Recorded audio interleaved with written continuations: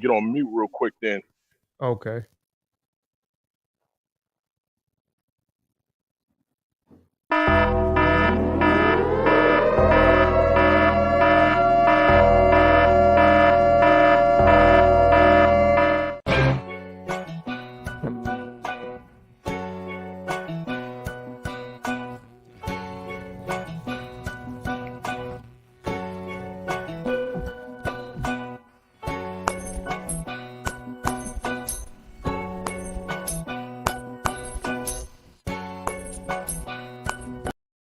Hold on 1 second, man.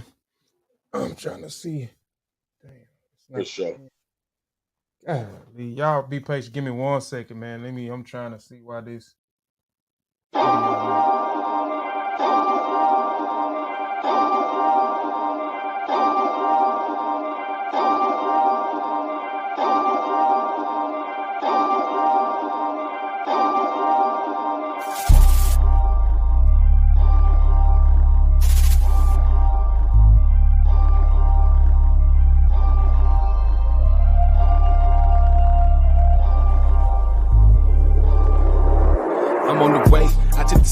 It's in the place we all get a share. Niggas gon' hate, do I look like I care? I was dealing with pain, frustrated with life. How many were there? Thanks to the few for staying true. I owe this to you. It all comes with paying your dues. Some couldn't walk a day in my shoes. Light on my feet, never lie in the ass. You hummingbirds can't say your mumbling word.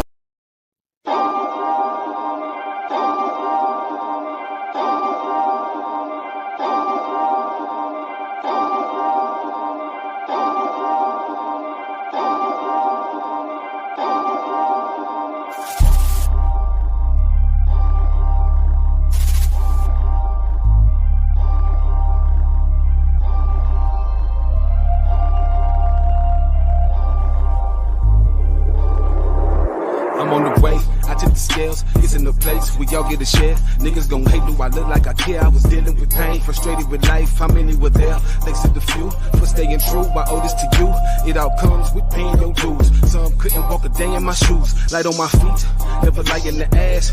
You hummingbirds can't say your mumbling word. I'm way out of your class.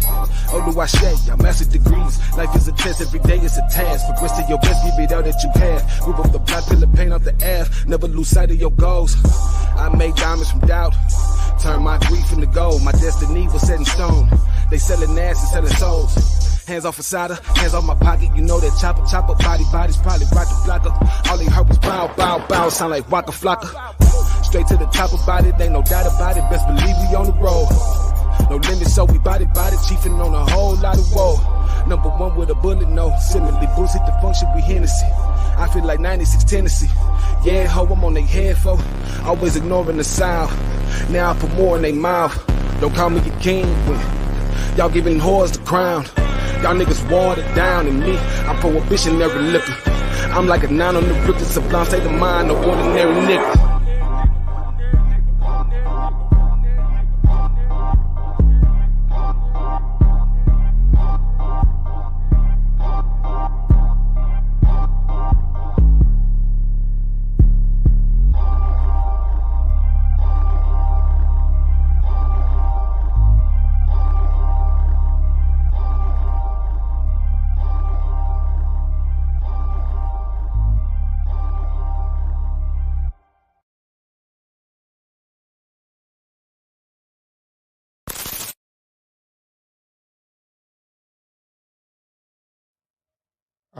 All right. First, I want to say, well, shoot, I let my son and my daughter do the talking. Oh, shoot, I'm on the wrong thing. I'll say, peace.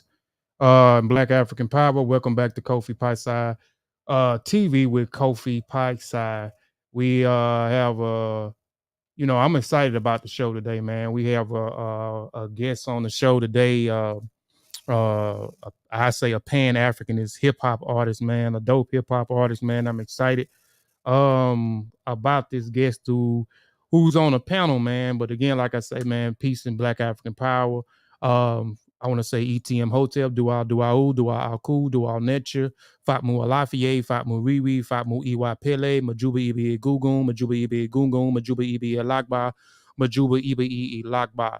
I always want to give honor and praises to the ancestors, because without the ancestors, we wouldn't be here. We are our ancestors. ancestors. I also want to extend honor and praises to the true and living elders out there according to an African perspective and from an African world view.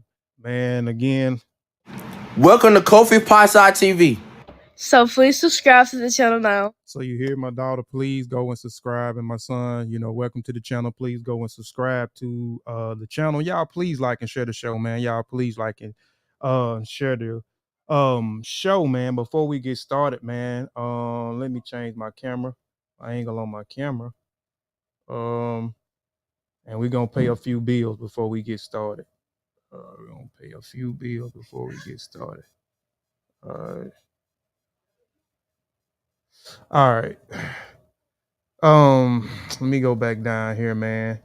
Again, I always have to promote some of the things that we go. And I appreciate the people who've been patronizing the business. But if you don't have beautiful lessons about Kimoyo, please go get this book. If you're trying to get an understanding about what y'all calling African spirituality or African traditional religion or ATRs, this is a book for you. Beautiful Lessons About Kimoyo is a book I published, I think, about a year and a half ago. It's the different elements of what make up Kimoyo, what we're trying to call it today, or African spirituality or African traditional religion. Also, go get our latest volume that was published last year as well. Spirit Masters, Historical Survey in the Minds of African Warrior Scholars, Volume 4. Go get that text. It's a text that was inspired by the Dinka people of the South Sudan. Great text. We're still in a pandemic, so go get What Sars COVID Taught Me by In-bilad Sean Cal. Funny if you're trying to understand what COVID is, if you're trying to understand what a virus is, how a virus works, if you're trying to understand the immune system, if you're trying to understand who the individuals, the dirty dozen who's been promoting that misinformation about COVID and the vaccines. This is a great publication for you. Also go get our brother Chavis Tep Hesed McCrae, Religious Belief Revisit, a Tep Hesed edition. It is a great text, y'all. Please go support that brother in that text as well. Our coloring book, Spirit Masters Institution, the coloring book 1. This is a coloring book that we created for kids. It's Spirit Masters is an institution for children. We targeted between the ages of, let's say, 6 and 13 with the coloring books, and from 13 to I say 18, but adults can also get the comprehension book. So this is a coloring book, man, where as the kids color, they're able to learn about the things that they're coloring. So I created 3 characters who was going to guide your children with the things that they're coloring and educate them in the things that they are coloring. Spear Masters, his comprehension book. Again, this is a comprehension book. We're trying to raise the comprehension level of our children, you know what I'm saying, so they can have a better understanding of the things that they're reading, you know what I'm saying. So we're definitely trying to, raise that comprehension level. But like I said, it's just targeted between the ages of 13 to 18, but it also can be available for the adults, because we have adults who are actually reading and can't comprehend some of the things that they are reading as well. Sean latest text that he put out this year, and that Spirit Master Institution comprehension book, it came out this year. It came out 2022. It came out the top of January. This is another publication that came out, The Coming of Islam, in Bilal al-Sudan by our brother In-bilad Sean Calfunny. Go get that text as well. And the latest one that came out about a month ago is African Spirituality or Religion, by our good brother Black Panther. All those books are available on our publishing company, Same Tree Different Branch Publishing. And if you're interested in getting your book published, DM me or DM Sean, and we'll definitely get back to you. Also, I'm still repping the New Independent African Academy. I hadn't been able, I'm still not right with the running down the mandates. I'm finna start back running down the mandates and back pushing the New Independent African Academy, you know what I'm saying? And, touching on those mandates and the goals that we're trying to succeed as the New Independent African Academy. But if you want a shirt, go to our Mboka Family Connect Apparel online store to get the new Independent African Academy shirt, or go get your Mossy Warrior Clan shirt, your Kofi Piesie Research Team shirt, your Mboka shirts. It's tons of stuff on there, man. Your Spearmaster shirts and etc., man. Now that we got that out of the way, we wanted to pay the bills. My wife in here trying to play. Let's get into it, man. Like I said, this guy that I'm about to bring on, man. I briefly met the brother on Facebook maybe 2 or 3 months ago, and he's been posting music. So I've been checking out the music that he's been posting on there, man, and and I asked him to send me something, man, a couple of weeks ago, and man, he shot me something, and then I asked could I use the song for, and I paid I premiered the pre-commercial for my new book that's coming out on the 30th, and I asked this brother could I use it to put in the pre-commercial for the commercial, man, and he allowed me to put it in. He done sent me some more music since then, and I think for the last couple of weeks I've been rocking some of his music. So we're going to talk about his music today. But before we get into the music, man, we're going to talk about, some other stuff before we get into the music, man, because I want to know a little bit more about this brother, man. So brother Ibaka, man, could you briefly introduce yourself, man, and then we'll get into the interview. Absolutely. Yeah, like you said, my name is Brother Ibakalapizo. That's my culture name of the Bakota people of Gabon. Just to keep it simple and brief, from Los Angeles, California. I've been doing music since I was a youngster. I'm 37 now, and I'm just kind of, getting my feet wet in a new lane of music. The things that I used to rap about in my teenage years was negative towards our people, because negativity can be subjective, depending on what group of people you're talking about. But I don't hold any type of, I don't hold anything back when it comes to how we should feel about things. But I grew up in Los Angeles, California. I'm not sure if my mom's going to be watching this, but she gave me the okay for this. My mom used to be a gangbanger. Now she's walking the right path. She's living her best life. She's very supportive. When I was 9 years old, my mom got locked up, and she had to do a long bid, and that's when I ended up getting what they call put on, to the set, and and that just led me down a road of just self-destruction, self-annihilation, the annihilation of my people. At the age of 19, that's when I decided, or excuse me, 18, late 18, going on to 19, that's when I fell into a deep depression. And that depression left me just kind of, suicidal in a sense, because in that particular year, I had lost 7 of my friends, due to gang activities. And because of those gang activities, there was a lot of funerals that had to be attended, and it does something to your psychology. And no matter what I rap about today, because I know who my enemies are today, but it's just sad to see that my homeboys, they didn't die because of those individuals directly, right? They died because of Black on Black violence. So I am adamantly against Black on Black violence. I understand that we have to defend ourselves and so on and so forth, but I am an advocate of making sure that we exhaust every other means of diffusion, right, or extinguishing, so that we don't have to cause calamity upon one another. So anyways, I fell into this depression, and I knew a change had to be made. And the only thing that at that time I can really think of, because I was living with my grandparents at the time, was Christianity, like most people, when they want to make a big change, they go to what they know, right? It wouldn't have been no different if my family was Muslims. I probably would have joined Islam or whatever the case is. But that was just the first mind. and I excelled at it. I became a scholar in Christianity. Um, I ended up learning 2 languages in Christianity. One being, well, 3 languages. One being Attic Greek, which is Old Greek, Koine Greek, and I ended up learning Masoretic Hebrew.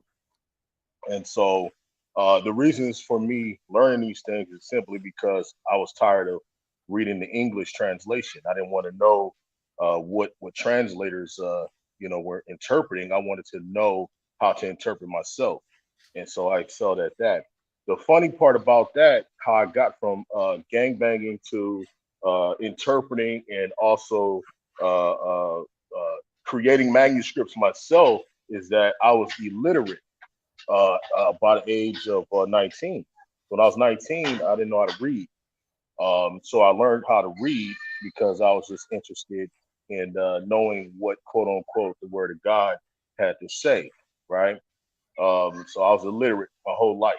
There was only a few words that I can, identify. I was dyslexic as a child, so all my words were scrambled and so on and so forth, right? So moving on, I excelled. I became a teacher, within Christianity. I was called a church hopper because anytime I got dissatisfied with a particular organization, it was due to my analysis of what I could not see being manifested in the real world and what was, pinned on the paper. Graduating from that, and we can go into that, I'm not going to get too deep, but graduating from that, I got out of Christianity and I started dealing with ancestral, concepts. Yeah, we gonna get into that. We gonna get into that. Okay. Yeah, we gonna get into that. Okay. Yeah. Okay. Don't get too ahead of yourself, man. But first, man, your name. What does your name mean? Well, Ibakalapizo simply means man, which is Ibaka. Lapizo is a strong, resistant one. So essentially, it's just a man who is strong and resistant. And then Aboukoue Bakala. Bakala means ancestor. Aboukoue just simply means from the, so from the ancestor. Is it a name that's connected to the people, the Kota people, or is just Yes, something sir. that Yes, sir. okay? So, Yes, and sir. I actually got it from one of the villages in near Makoko village in Gabon. I'm very connected with my people out there.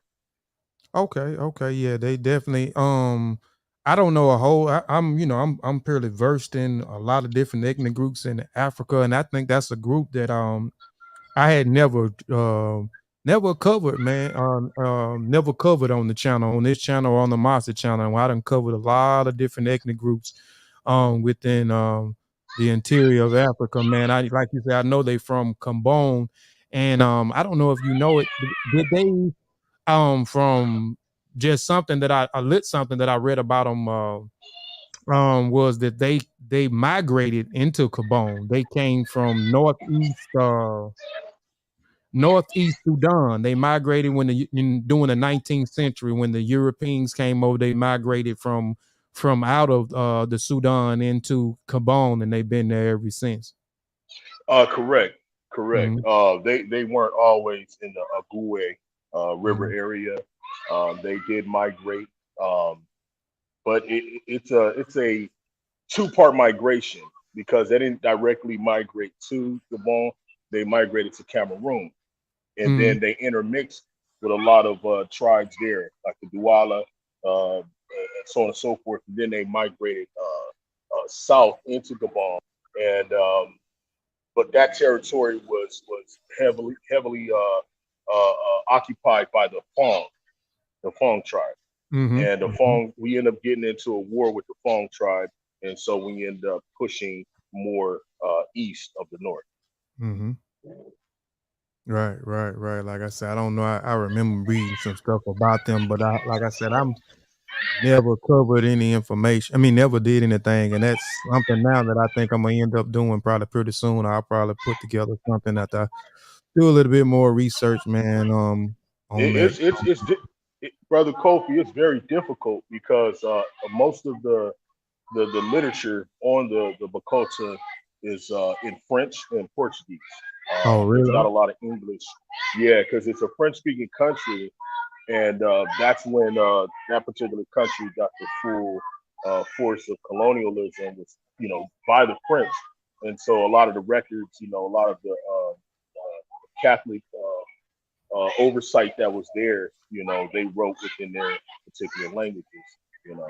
Okay. But me and a couple of brothers, me and a couple of native brothers out there at the Gabon, we're working on a few projects, such as the language. It is an endangered language. It's only about 50,000 people around the world speak this language. There's about 7 to 10 dialects of the language, but we're focusing on 2 of them, which is Mahongwe and Kota Kota. And so we're working on a project with that. And then also we're going to be, I'm gonna be doing some amateur anthropology when I get out there in 2024. So I can get some actual historical, oral traditional accounts of what actually happened. Oh, for sure. Yeah, because the only reason why I know about them pretty much is I done did a lot of stuff in the Sudan. So I done covered the North Sudan, and I done covered South Sudan, and they was mentioned when I was doing some research on the Nuba people. And I was doing some research on the Dinka people, and I kind of ran across the coast. Are you you must be in a park.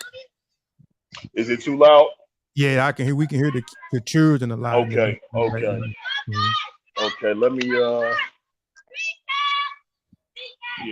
let's I'm gonna go to the car then. They having a good time too. They is having a good Yeah, the kids, man, they love to play around. Yeah, I'm gonna put it on mute. I'm gonna walk to the car real quick. Okay. All right. While the brother walked to the car, man, y'all please like and share the show, man. Like once you hear this brother music, man, I knew like I told y'all while he's walking to the car, I just met him a few months ago on Facebook, and he was always tagging me in music and stuff like that. And when I got a chance to listen to some of the music and ask him to send me something, he sent me a few things that we're going to check out today. We're going to break down. I'm like, man, this brother is talking the talk. So you can see, as we begin the conversation, you can see that the brother is well aware, well conscious. So when you hear his music, you're going to be like, damn, if you didn't met him, you will know that this brother is aware, this brother is conscious. And man, he's talking the talk and some of the things. And we're going to break some of his bars down a little bit later, because within his music, he's teaching within his music with those bars, man. So we definitely going to dig into that. But I just want to get to know the brother a little bit more, because I wanted to know his name, which I knew his name was connected to some part of Africa, so he just explained that he's connected to the Kota people who migrated from northeast Sudan into Cameroon, and then from Cameroon into Gabon, where they reside today, man. Like I said, man, I'm excited. I'm a fan of this guy's music, man. And I know, after this show, I know y'all probably going to be a fan of him too. Like I'm saying, we're going to continue to walk through his journey from the streets into consciousness. And then we're going to get into the music. And then we're going to break down some of the bars, because we're going to play some of his music, and let y'all hear, what I hear, and, let him break down some of them immaculate bars, I would say, man, that he has, man. But yeah, you back, Ibak. And y'all Yes, again, sir. yeah, please like and share the show, man. But yeah, but like I said, man, that definitely, man, would be, I hope y'all able to get a lot of that stuff going on, man. And have you been over there, man? Have you been to Gabon or any part of Africa yet, or that's gonna be your first time going in 2024? That would be my first time. I was supposed to go this year. I helped facilitate a group that just made it out there June, I believe. Yeah, June.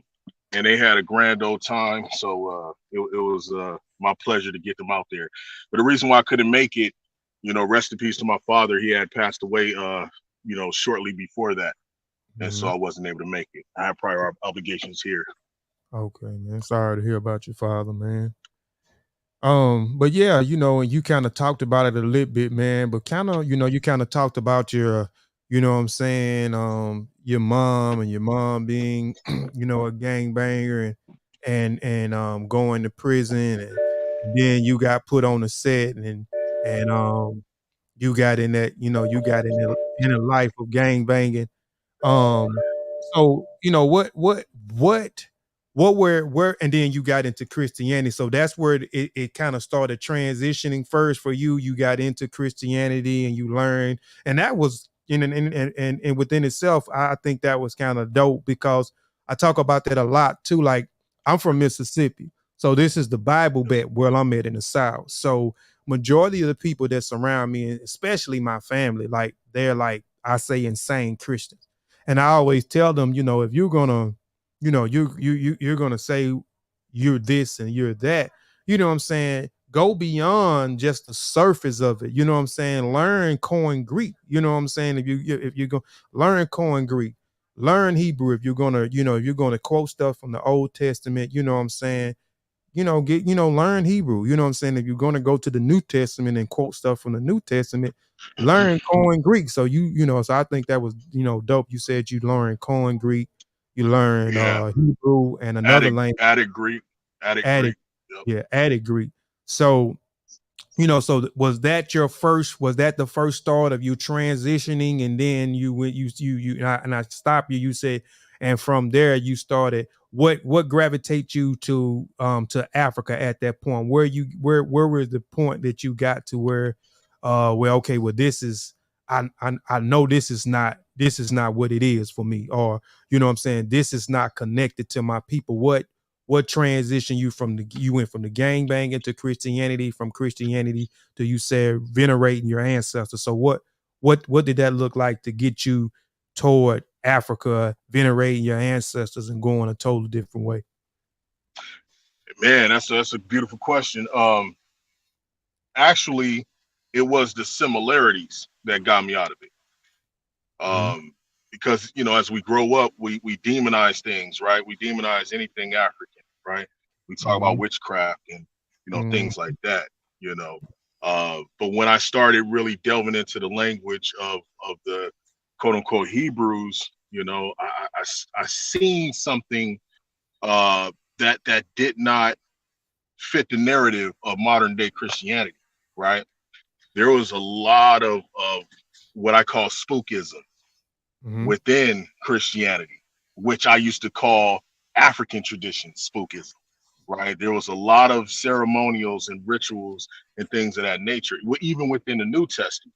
And I had to come to the reality that, the things that I have been demonizing should not be demonized, because I'm not willing to demonize this, right? I'm not willing to demonize the Bible.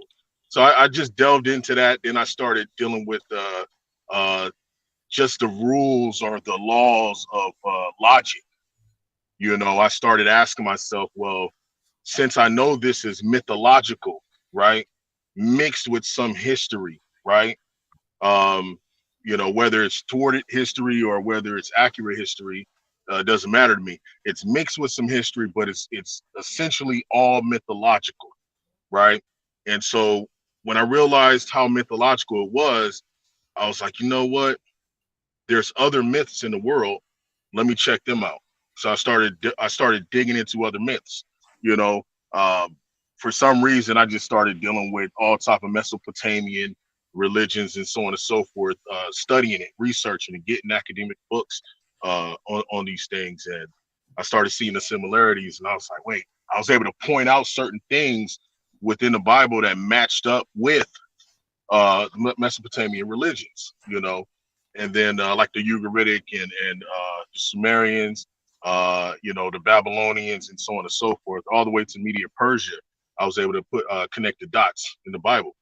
Then I started saying, you know what? I want to see if how deep or how plagiarized this thing is from, African traditions, i.e. Kemet or whatever, the Ramesh people, whatever the case is. I wanted to see, and so I started dealing with some of the topics, the main core themes in the Bible, and started to look for those things within Egypt.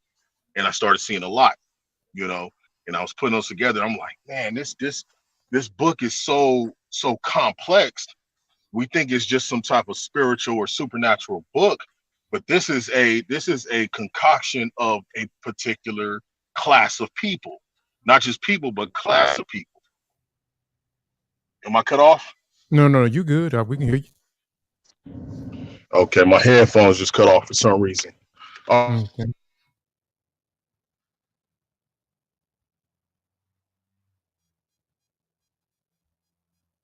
Yeah, we can't hear you now.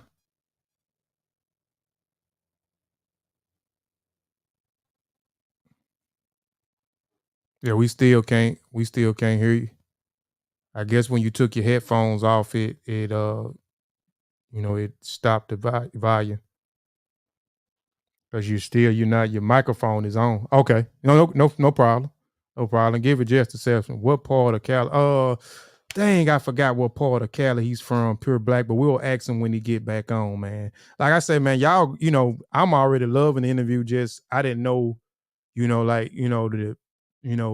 the aspects of the studies that he, what I'm saying, that he has. I knew the brother was knowledgeable, just listening to his music. I just listened to his music.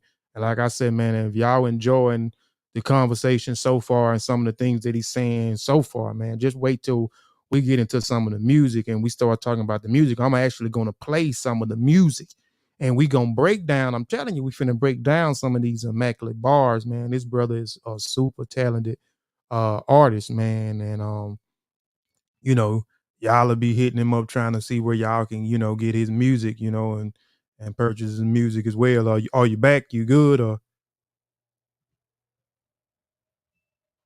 please?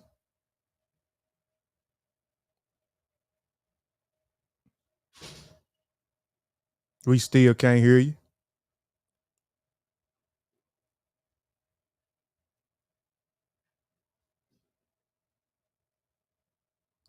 Can you hit your speaker on your phone?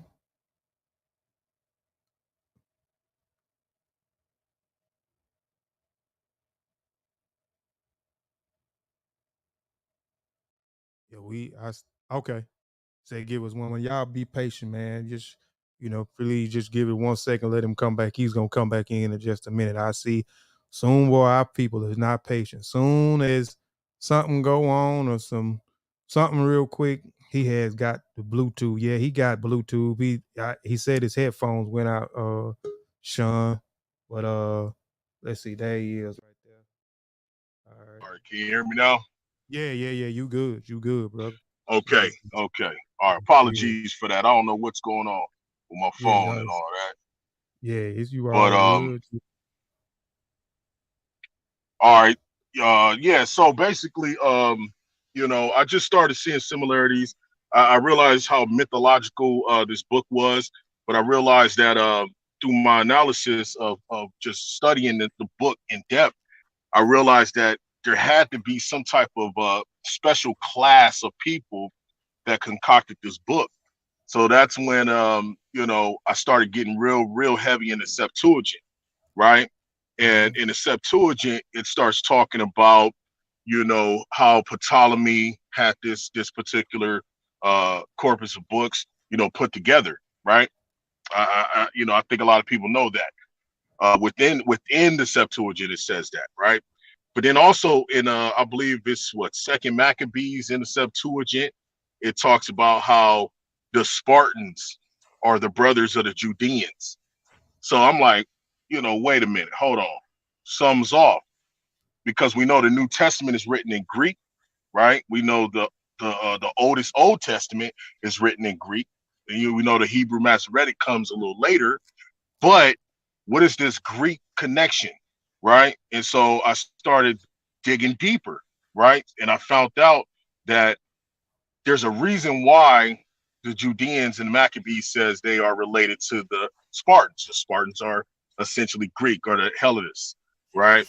And so when you start digging into these cultures and finding the similarities, you're finding out that the Greeks who were Hellenizing the whole world, the whole known world at that time, what they would do was they would occupy certain territory, and then they would assume the identity of the people that are there, and then they would remix a lot of the religious practices, right? We see that happening within ancient Egypt, the fact that it's called Egypt. Mm-hmm. Dang, you went out again, man. Ibaka, we can't hear you no more. Okay. All right.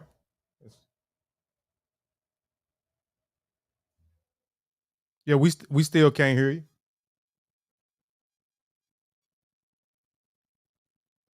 Give it 1 second, y'all. Is I think his Bluetooth went back out again.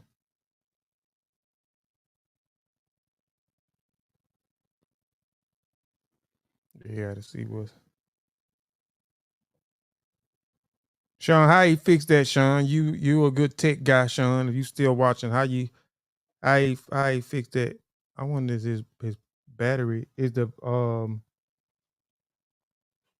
Bluetooth dying? I think look like he done froze up too. Yeah, you done froze up. Let's. Hey, come Ibaka, come out and come back in if you can hear me. Yeah, just jump back out and then jump back in if you can hear me. Y'all you give it 1 second, man. He'll be right back. Technical difficulties.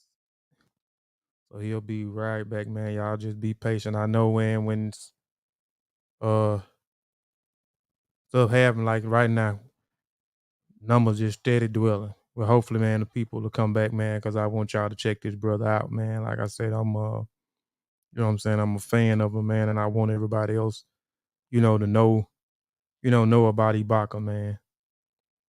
So hopefully, man, he'll get his thing, man, but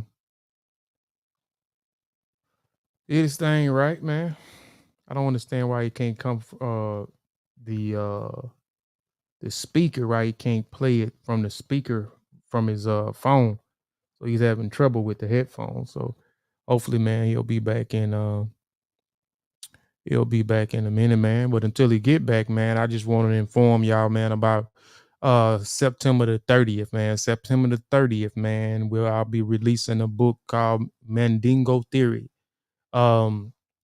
Mandingo Theory, the castrations of Africans, and the sex craze conceptualization will be September the 30th. I will be releasing that on that day, and that night I have a panelist full of authors. Some of your favorite authors will be on the panel on that night.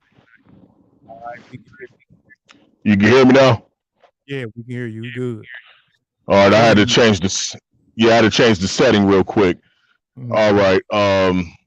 Man, where was that? Yeah, so anyways, I can do a whole study on this, but just to keep it short, I realized that there was a coalition or a syndicate that was in charge of essentially what is called religion making, right? The Greco-Roman world, they have this institute, and I can get all sources for that, but to keep it like that. So I got out of that because I'm like, you know what? This book was just concocted by individuals who had a certain type of agenda, right?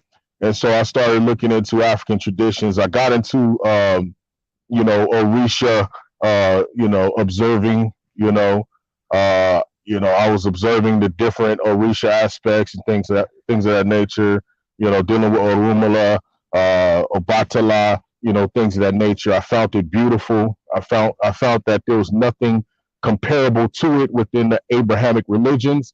It was so beautiful and it was so eloquent, and yet it did not have a real need to have literature, right? Things written down. The fact that it was orally, transcribed from ear to ear was very, very impressive to me. It was more impressive to me than any great works that so-called Christian scholars have ever come up with. Seeing children at the age of 9 reciting over and over and over and over again, these poems, these praises, these, what I'm saying? So I found that interesting.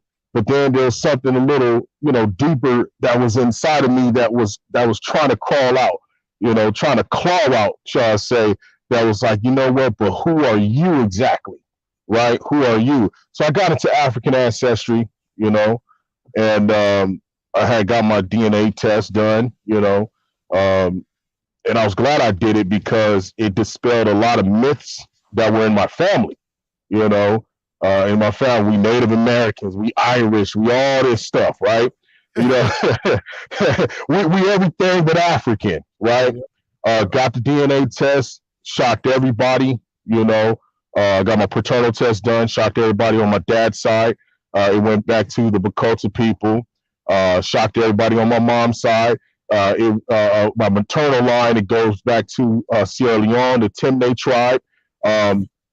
I know autosomically, right, that I am a conglomeration or a mixture of various African ethnicities, right? I'm not ignorant of that fact, but when I think about African traditions, right? African traditions is based upon lineage, right? It can go from mother to mother to, mother to daughter, so on and so forth, or father to son, and so on and so forth, right? That's how Africans count themselves as a particular people, So I started dealing with that, studying and reading, translating some of the French works, some of the Portuguese works into English. We have a group called Roots in Gabon on Facebook. We are actively pursuing citizenship in Gabon. We are actively making sure that a lot of the cultural, realities that was once, observed in Gabon is now expressed today. So we are doing the work, and I'm glad to be a part of that. No doubt. Yeah. Man, what about, okay, so name, man, 3 books that might have changed your life or inspired you. Oh, the first one would be Miseducation of a Negro. That'll be the first one. The second one, yes, sir. Carter G. Wilson. The second one would be, let me see. The second one, I would say, I'll have to give it to Dr. Ben. That would be a Black Man of the Nile and his family. The third one, this is the knockout blow right here. The third one is called Did Moses Exist? Did Moses Exist? And I read this a while ago, but that one right there is what solidified. I read this after I came to certain conclusions, and this one it solidifies. It talks about how they found some evidence that supports the idea that the Judeans are actually Greek, not refugees, but Greek runaways from a particular prison island, in the Mediterranean area. There's some evidence for that. I don't really get into I don't deal with conspiracy theories. I don't really believe in much, the only things that I choose to believe in is African, Kimoyo, right? African traditions, African systems, and things like that. But that book was very convincing. So those would be the 3.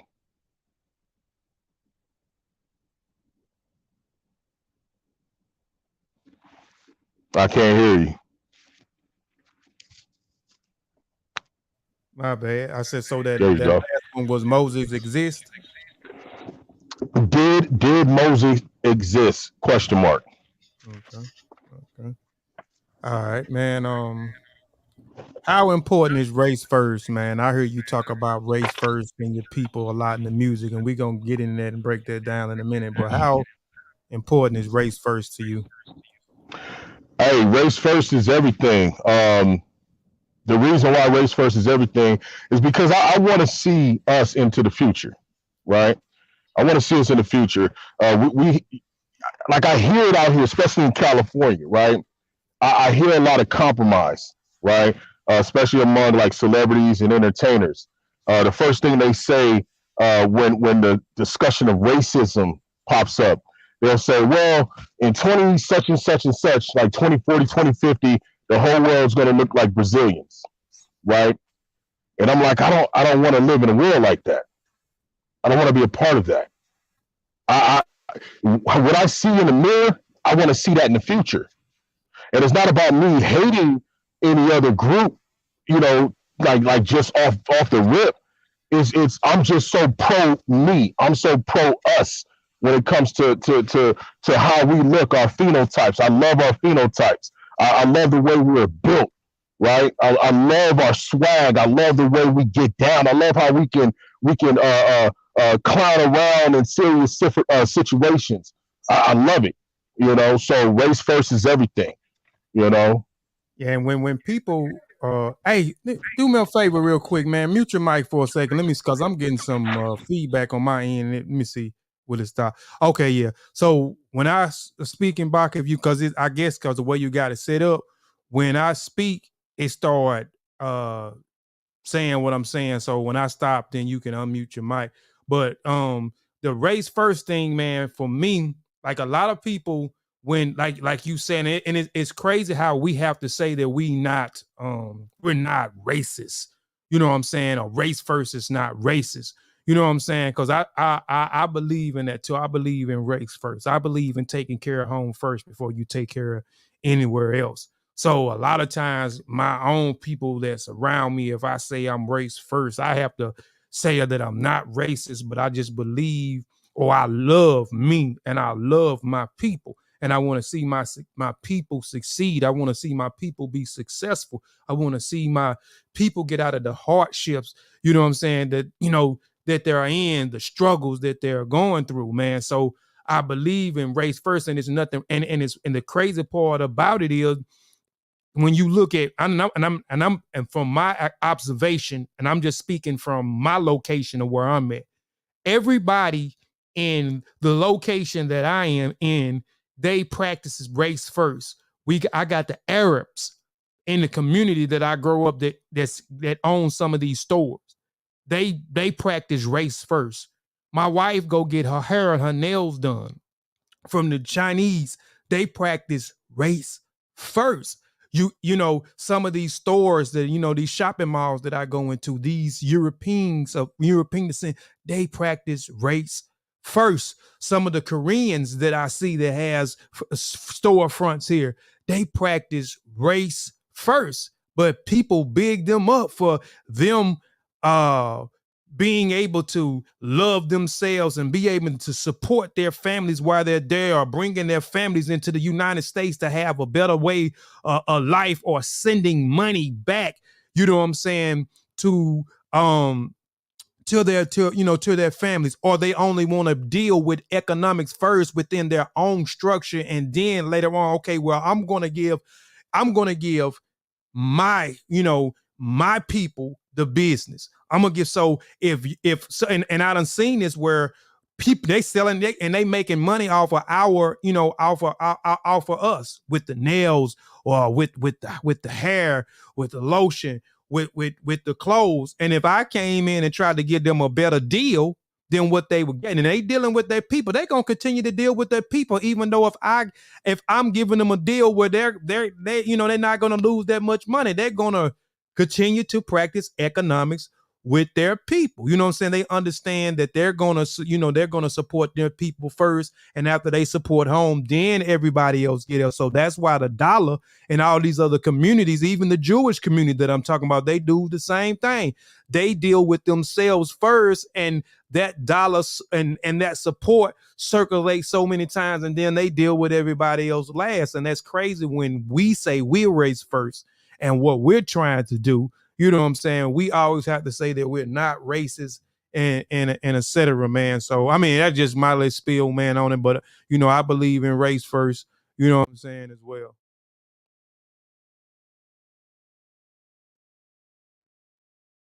Damn, he done he done accidentally hit the thing, baby. I guess he'll jump right back in here, man. But what y'all think, man? Why he that, man? How many of us watching, man, right now is race first? Or when you hear another black man or black woman says race first, y'all think that person is being racist? But go ahead, Ibaka. But that's just crazy how we have to always, when we say that, when we say race first, we always have to resort to we're not racist, or you know what I'm saying, or we don't hate those people, you know what I'm saying, because that's the first thing that up in our people mind when we say those things.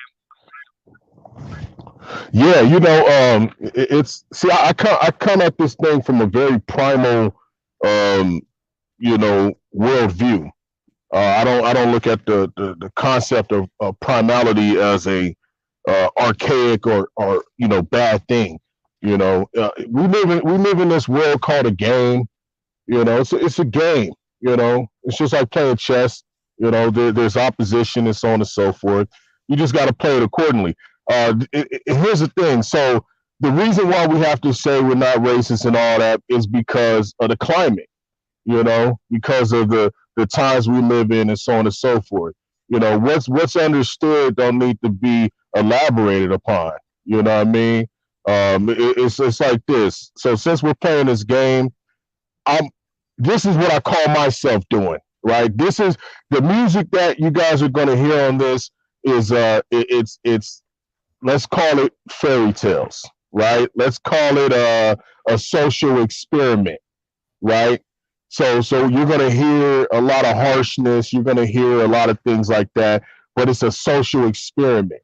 Well, how come I can get in the studio and make a song and use all types of N-words, nigga this, nigga that, kill a nigga, I kill it like the Ku Klux Klan, you know what I mean? With all this derogatory racist nonsense, I can spit in the booth. Right? But as soon as I say I don't like peckerwoods, for some reason that's offensive. Right? This is why I don't use the word nigga, right? Unless I'm trying to make a point like right now, right? But I don't greet a brother like that. I don't like when people call me nigga. I don't care if you black, white, Asian, so on. Don't call me, I'm not a nigga. I'm a black man. But it's a social experiment. I'm trying to figure out who's gonna get offended at my music, and who's gonna be a hypocrite. Because it's gonna be a lot of black people that's gonna be like, hey, brother, that type of music is foul, so on and so forth. But if I came with some booty shaking music, being derogatory towards black women, disrespecting black women, hating on another black man because he's prospering and so on and so forth, talking about kicking the doors down of black men's houses and things like that, I'll get a Grammy. How about that? Yeah, that's a fact. That's a fact, dog. Man, before we get into your music, man, what is I'm interested, man. Can you mute your mic for just a second? So I won't get the feedback, so they won't hear me repeat myself twice. But I want to know, man, how long you been doing music, man, and how long you been doing music, but also, man, who are some of your favorite your West Coast artists? Since you're from the West Coast, we'll just keep it West Coast, man. Who are some of your favorite West Coast artists, man? And how long you been doing music? Man, okay. I've been doing music since I was about 12. 12 years old. That was when I was in the thick of the streets. 12 years old. That's when it was live. And music was kind of an outlet. Some people, they wrote in their journals and things like that. But I was, music was my journaling. My artists that I like, three of them. All right, let me see. I'll say Ice Cube. You know, in his heyday. I really love his work. You know, in his album Predator. You know what I mean? The Predator album. Yeah, that was a classic. Secondly, I would say DJ Quick. One of the greatest storytellers. You know, he don't get a lot of the credit that he deserves. You know, great producer too. Great producer. Yes, sir. Thirdly, let me see. This one, the third one is hard because I got so many cats that I want to. But the third one, I let me see. I would say this one is controversial. I would say Sugar Free. I would say, yeah, only because I lived in Pomona for a little bit. You know what I mean? And so I know what it is, right? I lived in Pomona for a little bit, Pomona, California for a little bit, so I know what it is, you know.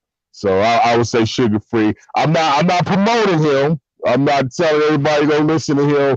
But as far as like talent is concerned, and his wordplay, his metaphors, things like that, it's A1, right?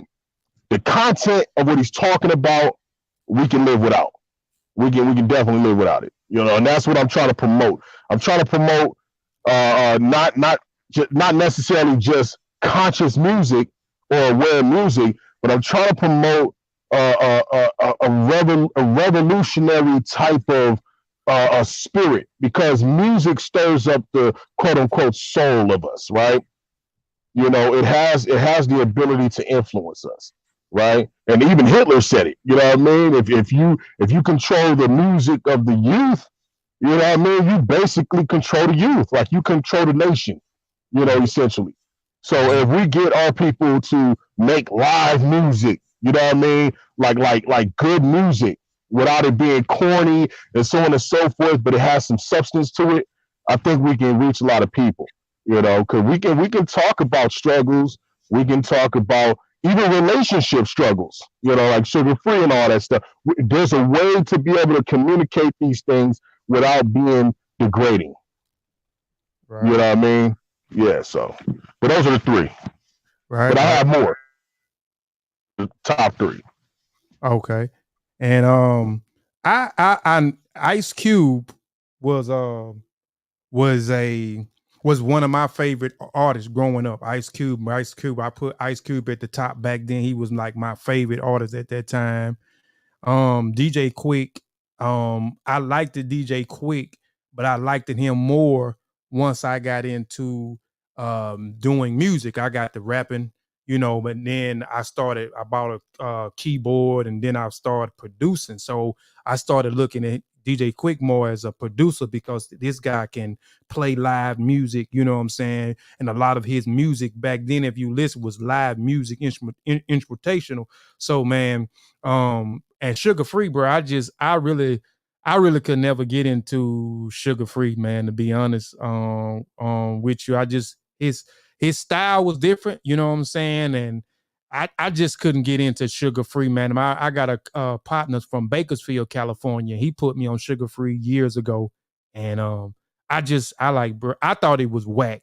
You know, I ain't gonna even lie to you. I thought he was whack, but you know what I'm saying? I just couldn't get into it. But I done started listening since he been viral. I think a song that he got, he put out or something. You know, I kind of went back and started listening to some of his old stuff, man. It's still tough for me to try to get through some of it, man. But you know, man, we're gonna get into some of your music, bro. We're gonna get into some of your music. We're gonna play some of the music for the people. And I know y'all gonna dig the music. I said 3, but we're gonna play 4 songs, but we're not gonna play the entire songs. I'm gonna stop it, and I want you to kind of talk about where your mind frame was at. You know what I'm saying? Why you wrote this song, and then break down some of these bars, man, that you're talking about. Man, I'm gonna play one song. 3 songs I've been listening to for the past maybe 2 weeks. And this song And my daughter can tell you, yesterday I put this song on repeat. It was black house, black car. All I can't think of the name of the song, but we gonna play this song first, and then after I'm gonna play some of the song, let the people hear it, and let people hear, man, hear these immaculate bars, and then I'll stop it, and then you can unmute your mic, man, and then you can kind of walk us through, man, where you was at when you wrote that song, why you wrote that song, man, and then break down some of this stuff, because you talking this, and that's how and even just listen to your music, I knew that you was well studied and well versed, and in various subject matters, and even in African African culture and African traditions, man. So the first song I'm gonna play this song first. I think it's called All Black. And I'm gonna let y'all hear some of the music of it. We're not gonna play the entire song, man, and then we gonna let him break it down. First one is All Black. Make sure I'm on the right song, okay? Come on now, George, son. Yeah, all black, everything black. Yeah, I'm just saying, black skin, black woman, black children, black friends, black shoes, black socks, black shirt, black hat on, black pants, car black. I might as well paint the house black. How about that? Welcome to the all black family, brother. We on that. Get paid, make money, and send it to the continent. If you ain't paying dues, fuck your accomplishment. Make moves, do what it do, not for astonishment. When the cracker took over, that was the so-called apocalypse. And all we have now is bad revelations on top of it. Brainwashed with the germs from a dirty mob. They make us out to be the bad guys. Fuck it, ain't no stopping. Riding around in a dirty Regal. Call us evil. I show you evil. Yeah. With this desert eagle, I fly for my people, feeling like a repo. I'm taking everything back just to make it equal. Run the bag like I'm all that. All my designers is all black. I hang with killers and all that. All of my homies is all that. Welcome to the all black family, brother. We on that. Buying up the whole damn block so we can own that. Run the bag like I'm all that. All my designers is all black. I hang with killers and all that. All of my homies is all that. Welcome to the all black family, brother. We on that. Buying up the whole damn block so we can own that. In Niger, I pray to Ogun and Shango. I pray to Nzambi when I think about the Congo. When you see the truth, anything is possible. In Gabon, Zambia, I'm his apostle. When I'm feeling fancy, I call out to a Nazi for the web of protection, so nothing gets past. Shout out to Marungu of the beautiful Kikuyu. Take it back west, I can't forget about voodoo. When I go south, catch me chillin' with the Zulu. And when I need food, I call upon it Kulu Kulu. And for you crackers, it's not a new business, I'm poo. I'm a Ku Klux Klan killer. Fuck the Mazungu. Hey, hold on. Could y'all hear that? Could y'all hear the music? Or that's just Sean on Sean in. Say it was kind of low. Let me know if y'all heard the song, so we can talk about the music, especially this second verse, man. I know you heard it. So everybody else on y'all end, let me know if y'all heard the music, so we can get into this song, man, especially that second verse, man. He talked some talk. Now, we heard the lyrics. We heard it, but you turned it down. Anybody else? Sean said, I turned it down.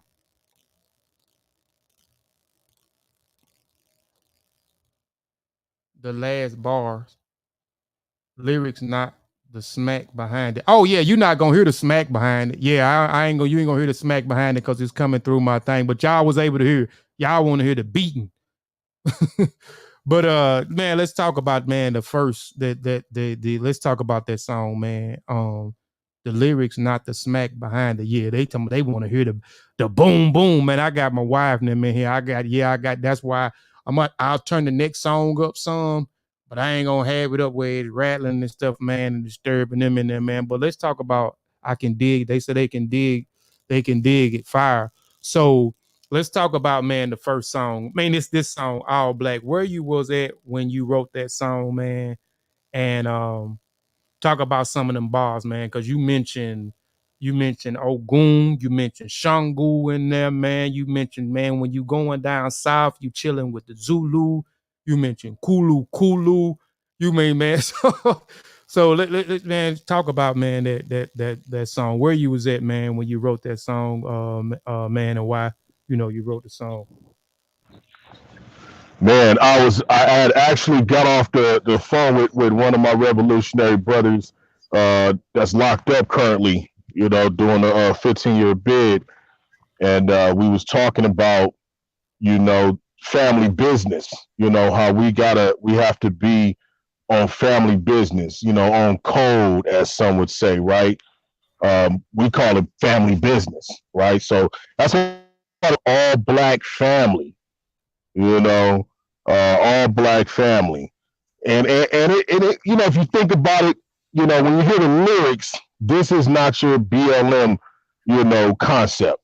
This ain't Black Lives Matter. We're not apologizing for being black. We're not asking permission to be black. We're not asking permission for anything, Either we get into the mindset of taking or shutting up. You know what I mean? So that's just where that mindset come from. For like the first verse, we're dealing with what are you doing with the prosperity that you're given, right? What are you doing? Are we buying Jordans? Are we buying, miscellaneous things that we could be investing in our own, right? That's why I say if you ain't paying dues, fuck your accomplishments, right? Because a lot of people, they live to buy Jordans, right? They work to buy these miscellaneous things, right? But nobody's actually putting their effort into things that actually matter. You know what I mean? And so when I talk about make moves, do what it do, not for astonishment, I'm simply just saying, let's not do things for the sake of glory. Let's not do things for the sake of praise or some type of adoration, from other people and all this stuff. Let's do stuff because we believe or we know that it is right, And so, what is the second part? What I say when the cracker took over, that was the so-called apocalypse. And all we have now is bad revelations on top of it. It's kind of self-explanatory, right? We were colonized, right? We were put in a low situation. We were stripped of who we are, knowledge of self, as they would say, and all the things that we can conjure up, all the things that are revealed to us, revelation, right? All the things that is revealed to us are essentially bad for us, right? We come up with all these ideas that we believe that are good, but they're actually evil. It's the opposite, So we have bad revelations, you know what I mean? And so, and that's just due to the brainwashing, That's due to the brainwashing. You want me? What you want me to get into next? You want me to get into the hook? Yeah, go ahead. Go ahead. Yeah. So I mean, the hook is it's just a cool little ditty, but it has a little meaning to it. I say run a bag like I'm all that. It's just basically collecting my monetary gains. And not being ashamed of collecting wealth. It's not a bad thing. Being a poor righteous teacher is not something that I promote. You know what I mean? Thanks. But I also add this to it, right? I say all my designers, right, is all black, right? I don't care about Gucci. I don't care about Louis Vuitton. I don't care about none of that. If I'm gonna wear designer clothes, with the money that I bought, if I'm gonna pay $500 for a coat, it's not gonna be Gucci. I'm gonna find a black business and I'm gonna cop that. All my designers is all black, right? I hang with killers and all that. You know what I mean? That's if you know, right? All my homies is all that. If you know, right? And then I say, welcome to the black family, brother. We all that, buying up the whole damn block so we can own that, So that's the mission, wherever we at. I'm a Pan-African, right? Being a Pan-African does not mean we all have to go to Africa, right? I'm going to go to Africa. My dream is to move there, is to live there, right? But being a Pan-African, I'm African anywhere I'm at, right? And so wherever I'm at, I want to motivate brothers and sisters to get on game, right? Get on code, stand on family business, right? Meaning save up your money, come together, buy these blocks. There's all kind of vacant lots. There's all kind of vacant stores, storefronts, and so on and so forth. If we pull together, we can get what we got to get. You know what I mean? Koreatown and all that stuff down the street, they got what they got. You know, we can simply do that. You know, it just depends on if we really want to do it. You know, second verse, you know, man, what I had to put this in the second verse because after a long discussion with the brother that's locked up, I came to the conclusion. I was like, you know what? Because he was before we got on the phone, he just had got out of a conversation with somebody out there in the yard, talking about, you know, who he needs to give his life to, right? You know what I mean? You know them people, you know, you need to give your life over to, you know what I mean, Jesus and them, right? And so he was telling me that, and he was expressing the frustration because he said since he had let that go, he's had nothing but happiness, right? And true joy within there, right? He communicates with his ancestors, you know what I mean? And I'm not talking about spooky, but he remembers in his mind his ancestors. He has good thoughts towards his ancestors and so on and so forth, right? And so he's expressing this to me. And, you know, I was like, man, you know what? Let me throw this as the second verse. And I freestyled the second verse. I didn't even write it down. I just punched in. That was fire too, bro. You were talking. Yeah, because it came from my heart. The second verse came from my heart. So I said, in Niger, right? That's a little nickname for Nigeria. I pray to Ogun and Shango, right? Because that's who I dealt with when I was practicing the Orisha lifestyle, right? I pray to Nzambi, right? When I think about the Congo, right? When you see the truth, anything is possible. In Gabon, Zambé, I'm his apostle, right? When I'm feeling fancy, I call out to Anansi, right? We all know about that. Put a web of protection so nothing gets past me. Shout out to Morungu of the beautiful Kikuyu. The Morungu is one of the praise names of the high deity among the Kikuyu religious system. I'm with you. Right? Take it back to the West. Where's West? West Africa. Can't forget about the voodoo, right? When I go south, catch me chilling with the Zulu. When you go South Africa, Zulu. Yeah. When I go south, catch me chilling with the Zulu. And when I need food, I call upon Nkulu Kulu. Right? Kulu, right. In Kulu Kulu, he is the provider of sustenance among the Zulu. He is the high deity of sustenance, food, right?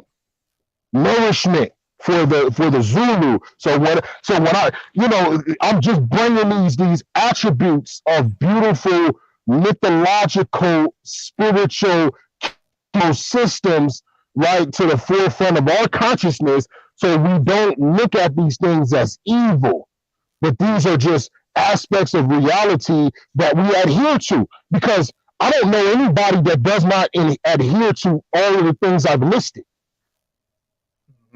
Whether you're an atheist, whether you're not an atheist, the whole world, like your natural state adheres to all of this. We all need food. We all need clothing. We all need shelter. We all need security, right? There's certain things in life that we need, right? So all of these attributes of these deities, right?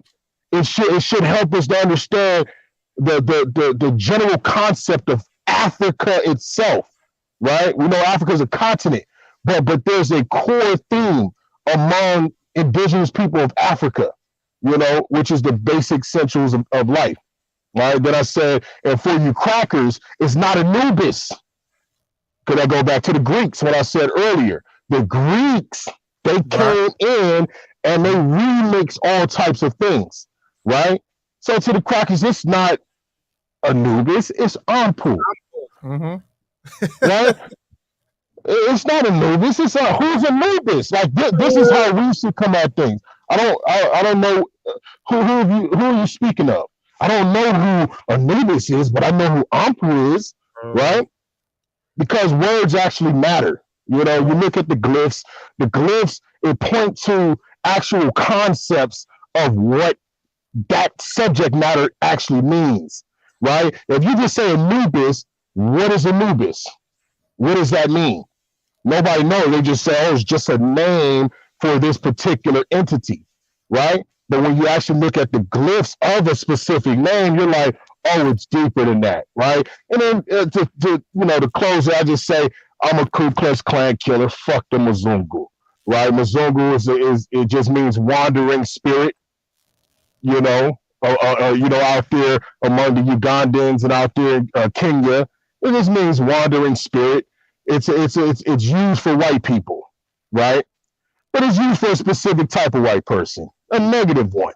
We're going to say that. We're talking about negative white people. Crackers, Mzungu, we're talking about negative white people, And if any other white person identifies with them, then, they can all get the bird too. Yeah. All right. And we're going to play another song. I'm going to play another song. But like James said, I just learned the thing. Like I'm saying, when you listen to his music, that's what I'm saying. Like when you listen to his music, it's like he's teaching. You know what I'm saying? He's teaching, so he's gonna drop some stuff in there that you may know of and some stuff that you may not know of. And I was, with that verse, it caught me. I followed him. I'm right with what he was saying. I was catching the wordplay, how he was. So I said, man, that's dope, man. But we gonna play what I'll play next, man, because you kind of talked about it. I'm gonna play solid. I'm gonna play solid, not not a long song, so we're gonna play a piece of solid. Do I want to? No. I'm gonna play pain. I'm gonna play pain. You can play, brother. You can play solid. That's gonna be my intro. Okay, I'll play solid. All right. So let me play solid. Let me see where it's at on here. All right, this is solid right here.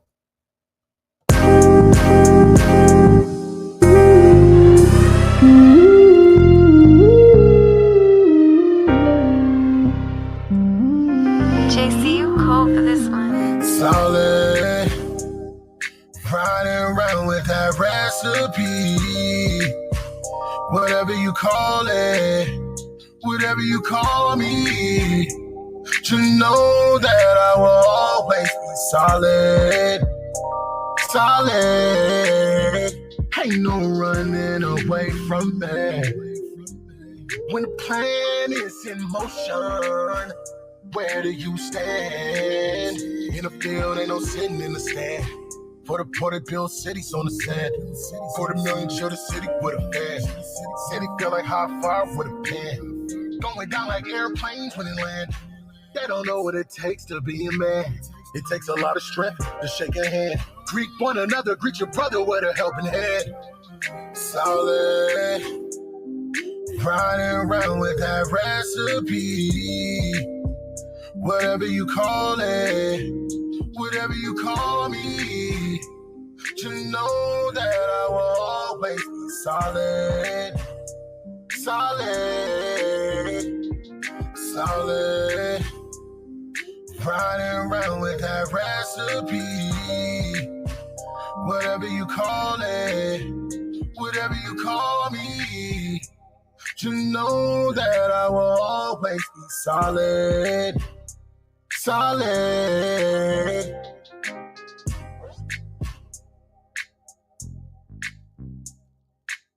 That there be jamming too, brother. That be jamming, man. Walk us through, what your mind frame and the place you was in, and what made you create this song called Solid, man. I don't know, man. I don't have a whole lot of solid. I got a few solid people around me. I know that I can call on when I'm in need, bro. I mean, you talking in there, man. You talking in there too, man. You had me thinking of that one, man. But break a few bars down in there, man, and you know, and tell us what, you know, inspired you to write that song.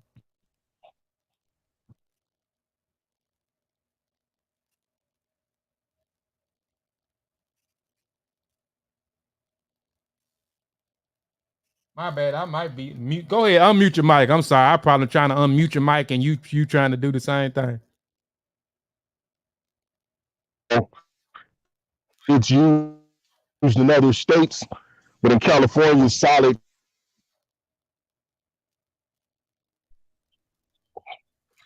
Let's see. All right. Yeah, we can hear you. Yeah. So,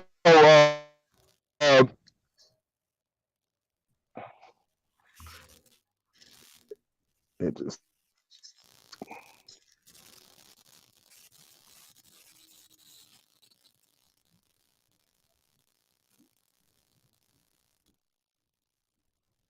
All right, now it's working. Okay. All right, there we go. Yeah, so what you were saying, you said solid in California.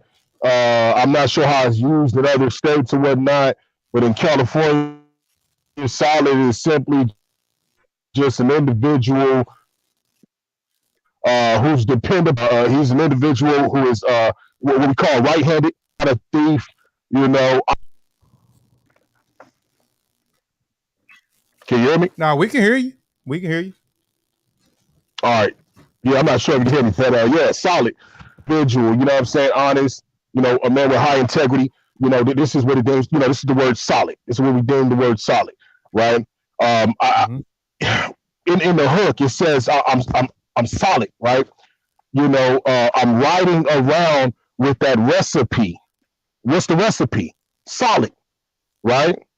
Whatever you call it, whatever you call me, just know that I will always be solid, right? And then I get into the verse, and this is just an intro song. I get because I want to set the mood or the tone for the whole album, right?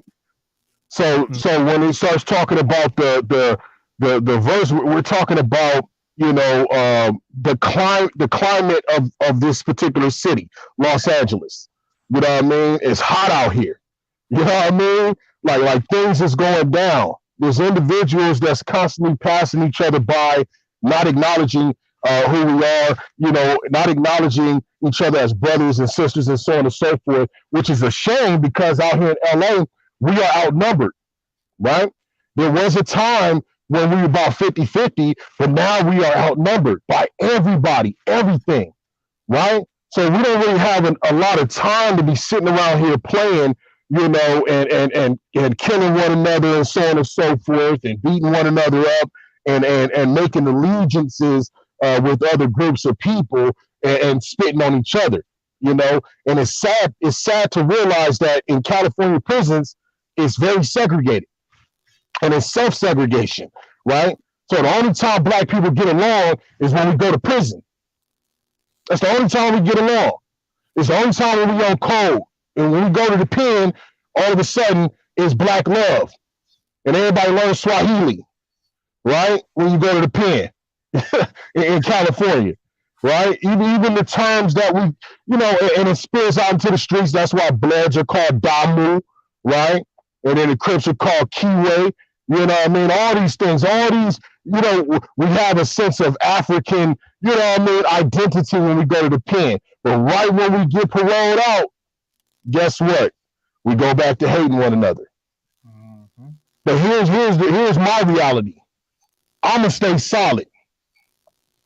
Whether I'm behind bars or whether I'm out free in the streets, whether I'm in the hood or whether I'm in the suburbs, whether I'm in the alley somewhere or whether I'm at the park around kids, I'm gonna always stay solid.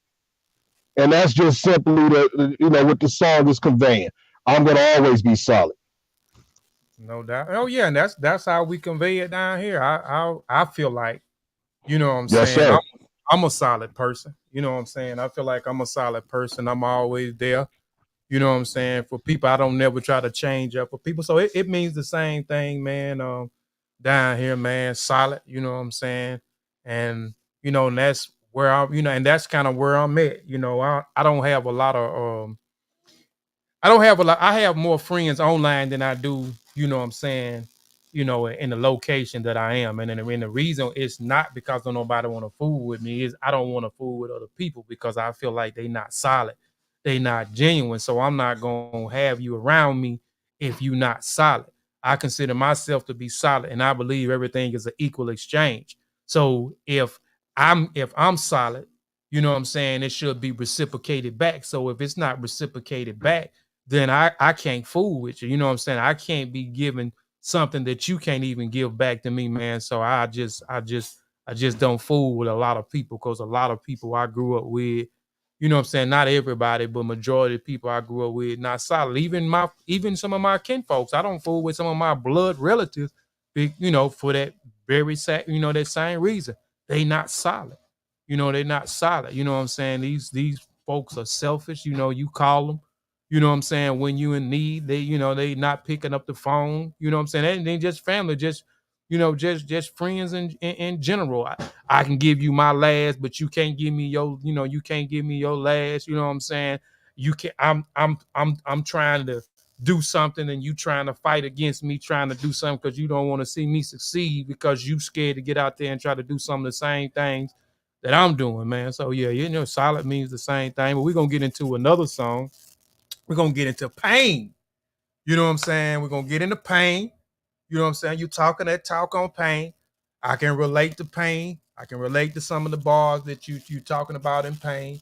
You know what I'm saying? And we're going to touch that. And that hook is dope, man. Well, let's get into it. Oh, pain. Hold on, which one?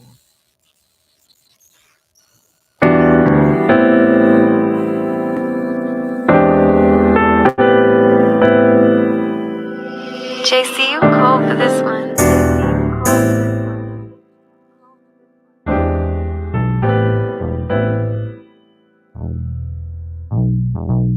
Some men chase glory. Some men chase fame. Some men chase stories. But I choose pain. I choose pain. In the midst of the rain. No tears but rain. Until broken chains, I choose pain. Until we're all free. I choose pain. Give me that. I want all that. Give me that pain. Yeah, I choose pain. Until liberation, I choose pain. The motherfucking laws got an infamy. That's life when you try to chase infamy. Fucking up kidneys off that Hennessy. Watch out for fake friends if they finicky. Some men act friendly, but they your enemy. Don't act like you don't know. Is you kidding me? That's what it is, to keep it plain and simple. It's that gangster talk, the epitome. Gangster talk, that's what I spit about. If you not but walking and walk, then get out. If you ain't laying down wood, what that stick about? Hey, check it out. With that stick about. Some men move differently. But it's okay to sit out. That's okay. Ain't no glory in this shit. Ain't no time for no clit out. Facts. No clout. Some men chase glory. Some men chase fame. Some men chase stories. But I choose pain. I choose pain. In the midst of the rain. No tears but rain. Until broken chains. I choose pain. Until we're all free. I choose pain. Give me that. I want all that. Give me that pain. Yeah. I choose pain. Until liberation. I choose pain. If it ain't race first, you can die slow. Yeah. And that's on the west side ride for. Because out west like 5-0. We don't chit chat with no 5-0. Never. But we let it click clack like a 5-blow. Let the whole thing go. If a cracker gotta go. Ain't nothing better than a hunky turd ghost. This the life of a black man's back on the rope. Ain't no more following the okie doke. No participating in shenanigans. The semantic pen is to negate the African Holocaust for Germanic sin. Hey, did you know? A black woman created a solution for a pathogen. She's African, but my people fail to realize they've been embedded by psychological antigens. Some men chase glory. Some men chase fame. Some men chase stories. But I choose pain. I choose pain. In the midst of the rain. No tears but rain. Until broken chains, I choose pain. Until we're all free. Hey man, walk us through that song, Pain, man. Why Ibaka choose Pain, man? That song jamming, man. And I know Sean probably gonna like he's not an anti-vaxxer, Sean. And I know Sean gonna like that we not anti-vaxxers over here. And he told, he dropped the jewel in there for people that may not know that, it was an African who created the pathogen. Well, go ahead, Ibaka.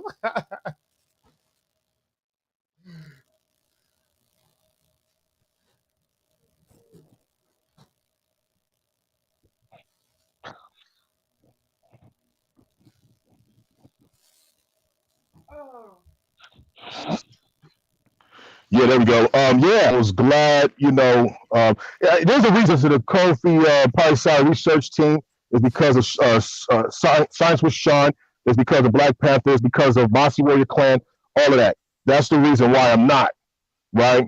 It's not because I follow bandwagons and all that.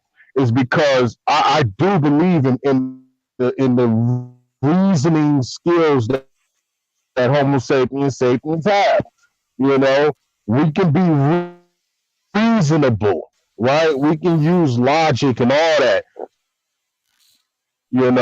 But just to get on to the song, yeah. Let me see. 2019, I beat a case. 2019, I beat a case. Very grateful. Very grateful. My whole family is grateful. Mom, grandma, sister, everything. Right? My pops before he passed, very thankful. Right? Yeah, beat a case. They try to say, something was racially motivated and so on and so forth. So basically the song is this, the laws got it out for me. Right? But that's life when you're trying to chase infamy, right? And, the headspace that I was in wasn't necessarily positive, right? It was more reactionary than responsive, right? But I've matured, since, we can't live based upon reactions. We have to be more responsive, right? We need to respond to situations a little more clearer. We have to use a little bit more tact when dealing with situations, right? So at that particular time, I'm drinking. I wasn't a heavy drinker. I probably drink like once a month, but that's when I usually get in my head, So that was the whole Hennessy reference, But I talked about watch out for fake friends if they finicky. I had an individual that I thought was a brother, you know what I mean? Forget about him, you know what I mean? But yeah, he was one of the reasons why my case ended up getting,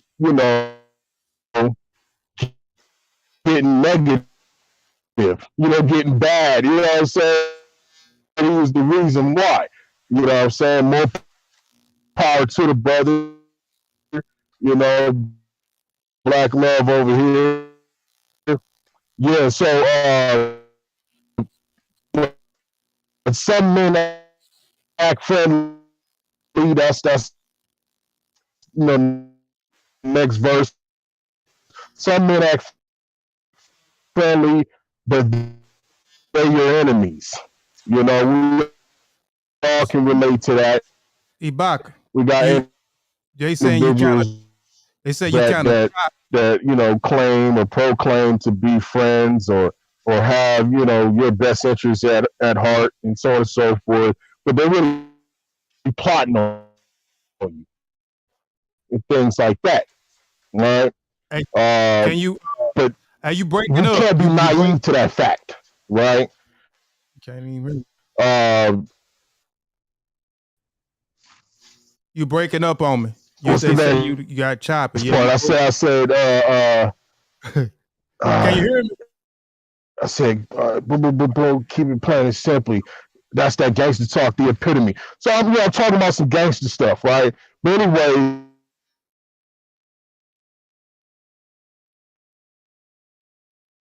Hey, we can't. You been choppy. Can you?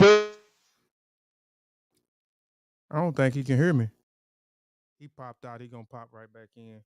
Yeah, cause I thought it was just probably on my end, but until he get back, man, cause I mean, that song, man, some people chase glory, some people chase fame, man. But what y'all feeling about the music, man? Like I said, man, I'm a fan of this dude, man, music, man, and he has some phenomenal bars, man, and hopefully, man, he can come back in here because I want him to continue to break that song down. You know what I'm saying? Why he chose pain. Yeah, it's good. Oh, man.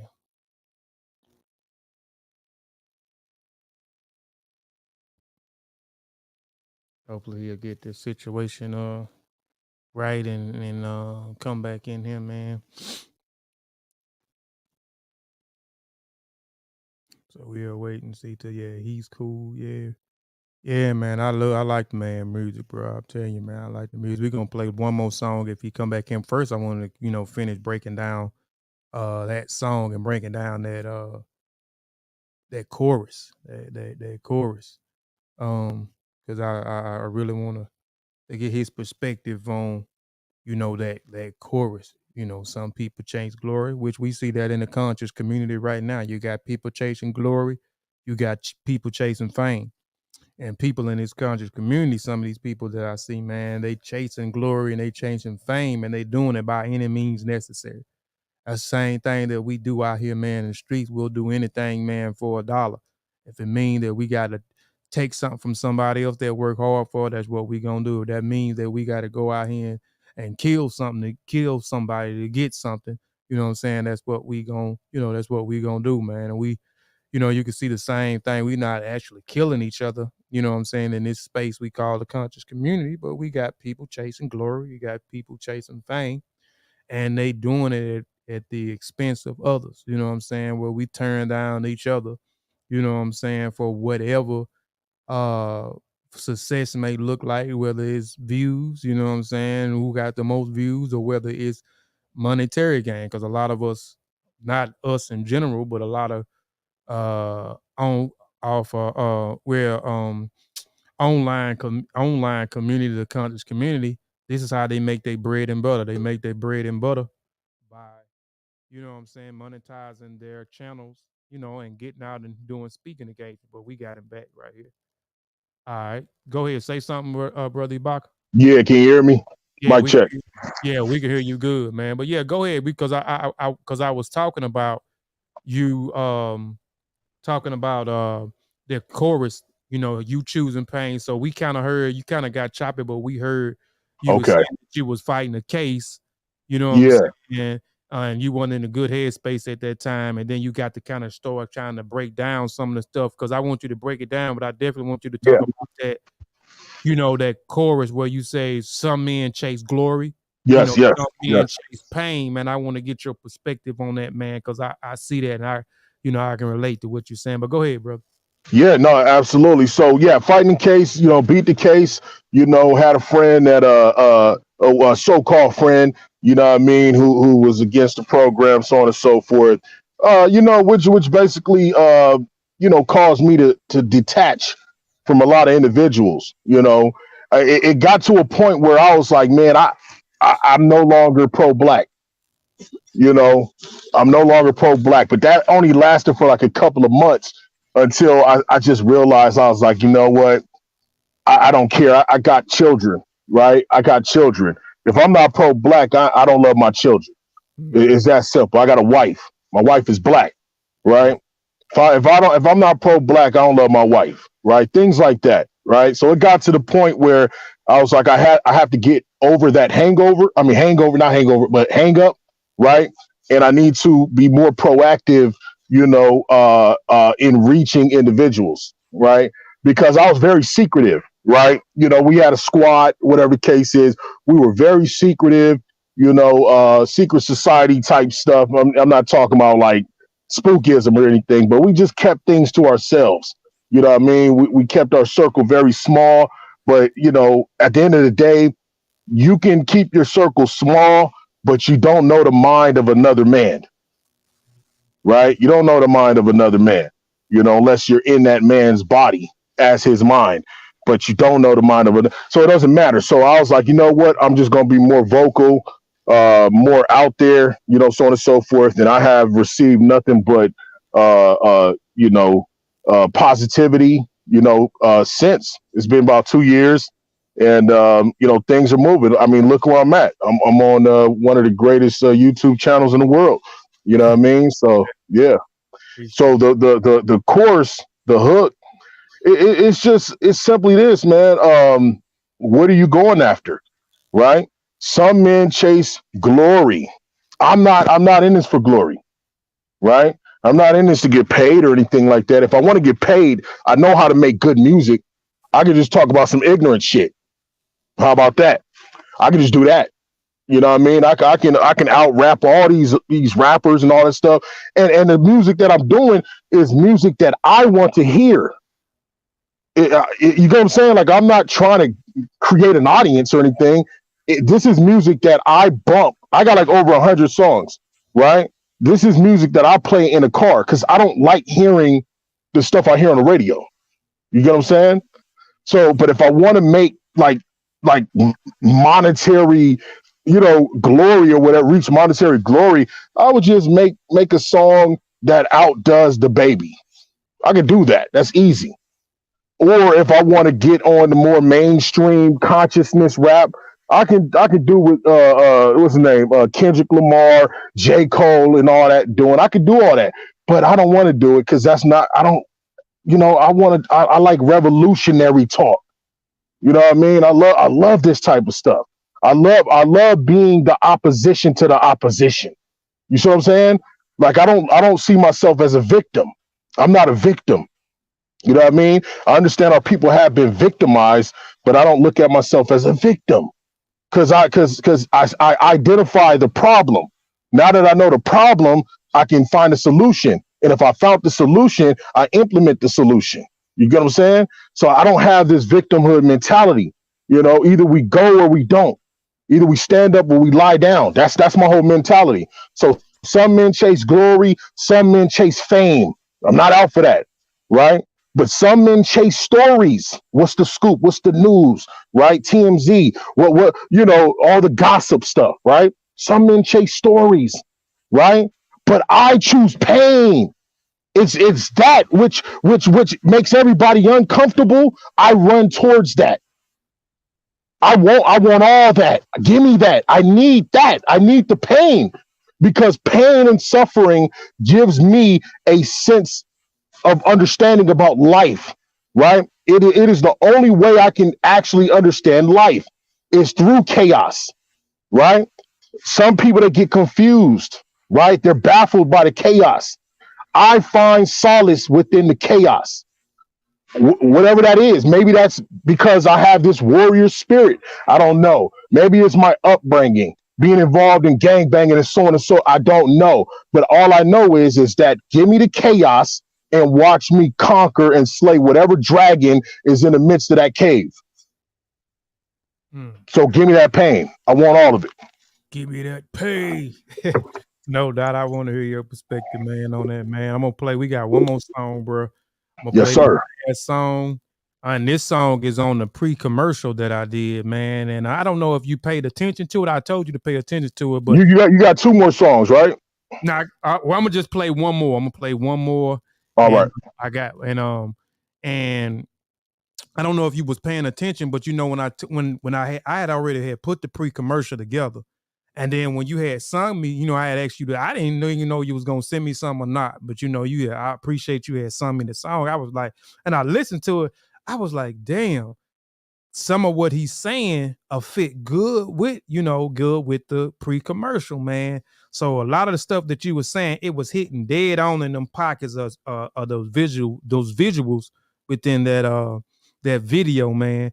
So I'm gonna play this song. What's the name of this song, man? Because I was calling it something else, man. But what's the name of this song that's on the pre-commercial? Something revolutionary or something? What it's called?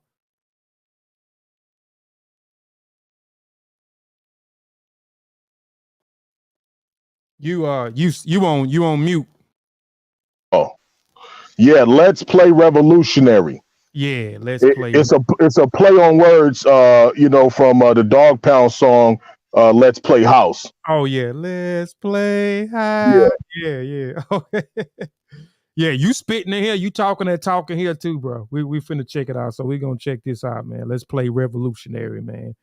Let's see where it's at on here.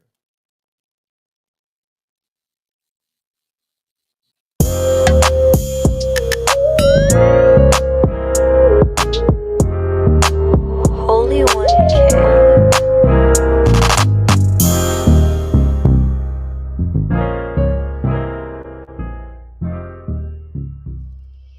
JC, you cold for this one. Now this just is one of them occasions when the homie's not doing it right. How many find themselves strolling through life? But you can't walk this way throughout life. And when it all boils down, you gon' find at the end a sucker is a sucker and a friend is a friend. So what? That you strolling through life. But you can't walk that way in this life. Gotta liberate the minds of the ones that's gon' fight for us. No time to hesitate, we gotta water this dry forest. So many called, you are chosen. How can we be free? When fear is interwoven. Recognize the fact our lifestyle was stolen. Snuff our lights out with compulsion. Now everything is church. Confession is open. We think we're blessed, but we were stripped from emotions. Naked and afraid of the land we were stolen. The beautiful mother continent of this whole shit. Some claim to be an Indian. Hell no. That's an old trick. Regurgitating, we have no evidence for old ships. That's just old fake news on a new clip. Better watch out who you dealing with. I won't stand on anti-African sentiment. I'm a different class of revolution, I get it in. Like Dr. John Henry Clark said, listen, we don't have many friends, none. So you can stand for the truth or fall for a lie. But if you choose to fall for a lie, what a demise. It's your life to commit intellectual suicide. Now this just is one of them occasions when the homie's not doing it right. How many find themselves strolling through life? But you can't walk this way throughout life. And when it all boils down, you gon' find at the end a sucker is a sucker and a friend is a friend. So what? That you strolling through life. But you can't walk that way in this life. Gotta liberate the minds of the ones that's gon' fight for us. No time to hesitate, we gotta water this dry forest. Got a whole band of brothers that swerve and die for it. And for the ones that served, I know they'll snipe for us. JC, you cold for this one. Now this just is one of them occasions when the homie's not doing it right. How many find themselves strolling through life? But you can't walk this way throughout life. And when it I do know the words, Sean. I've been jamming the man South for a couple of weeks, but I told you, man, this is my new favorite artist right now, man. But man, let's talk about that song, man. I mean, you talked about a whole lot, man. You talked about, you not tolerating anti-African sentiment. You talked about, people. We always talk about where the ship's at. For those who say that, slavery didn't exist. You even talk about the Native Americans. We all got Native Americans in us, and we come from the Cherokee tribe. We come from the Seminole tribe. You know what I'm saying? We all want to be something else, but African, man. But yeah, man, talk about it, man. Talk about the song, man. Man, yeah, great observation, man. I was concerned that people wasn't going to, get that point, but you got it right on the money. Yeah, so it's be careful of the company that you keep. A lot of the songs that I make, there's a message to it. I have to put a message in it. I want something that you can bop to. I want something that you can enjoy and relax to. But at the same time, I also want to make sure that I give you some type of breadcrumb that leads you to some type of investigation, if the least, right? So that's what the hook is about. You find yourself having a partner he's not doing it right. You know what I mean? And I know a lot of people are like, well, that's kind of judgmental. How can you say somebody's not doing it right? You know what I mean? But you can tell, right, what a thing is based upon its origin, right? Based upon a seed, the fruit of it. You know what I'm saying? And then the what is it called? The verse 1, I get into how did we come here?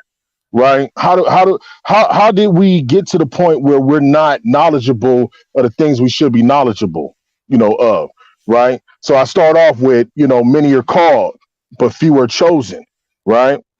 And then I talk about how intellectually and spiritually, quote unquote, we were stripped. Now everything is church, right? We were stripped from a knowledge of who we are, a knowledge of the continent we come from, right? Which is the mother of all of this, right? Africa is the mother of all of this. I mean, there's this new belief system where they're trying to negate the reality of the out of Africa theory, right? Because people are constantly talking about the word theory like they know what the word theory means in a scientific, you know what I'm saying, in a scientific point, you know what I mean?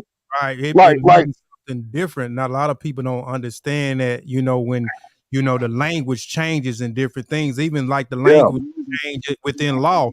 The word people means something different when you studying law. So the verbiage change, but when you hear certain words, they go right off that, especially when you hear the word theory.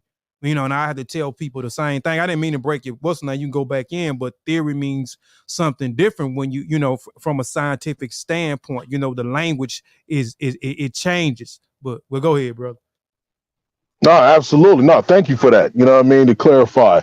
But yeah, I mean, so there's all these points that are being made, in this world. It's a lot of noise. My goal, my intention is to be a counterpoint, against all of this, right? Because they're using entertainers, right, to spew the nonsense. They want to talk about flat earth, all that, basketball players promoting that, and so on and so forth. They're using entertainers. So I want to be a counterpoint. You know what I mean? I want to be a counterpoint, but I want to be tactful and so on and so forth, in a way where it can be received, you know what I mean? But also entertaining at the same time. So I go into that. I talk about you brought up the slave ships. There's this narrative. We can't find, these old slave ships, but I say that's old fake news. Mm-hmm. You know what I mean? That's old fake news. That's that type of thinking been around for a while. You know what I mean? At least since the 60s. You know what I mean? Like the civil rights movement wasn't just the trying to gain access to certain American rights for all people. It was also an identity crisis. There was many groups that popped up in the 60s, not knowing who they were, coming up with all types of speaking points, talking points, trying to belittle, the reality of who we are genetically, this self-hatred, and so on and so forth. We got to get the European up out our chest. We have to get the European out of our chest. The European in the chest of a European is a great thing.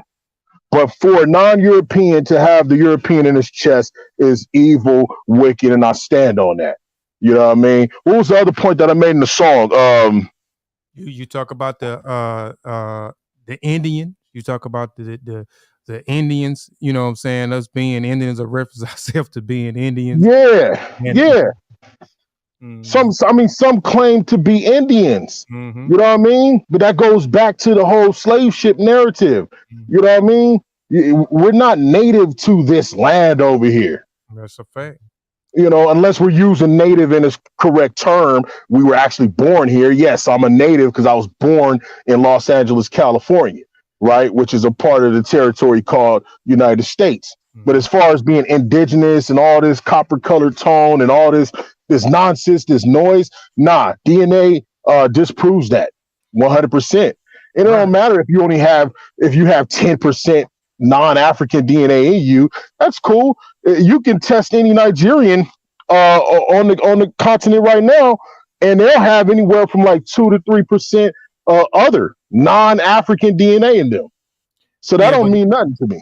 Right. But people have to understand that, like, you know, you got something called this you have the Atlantic slave trade. You got something that's called colonization.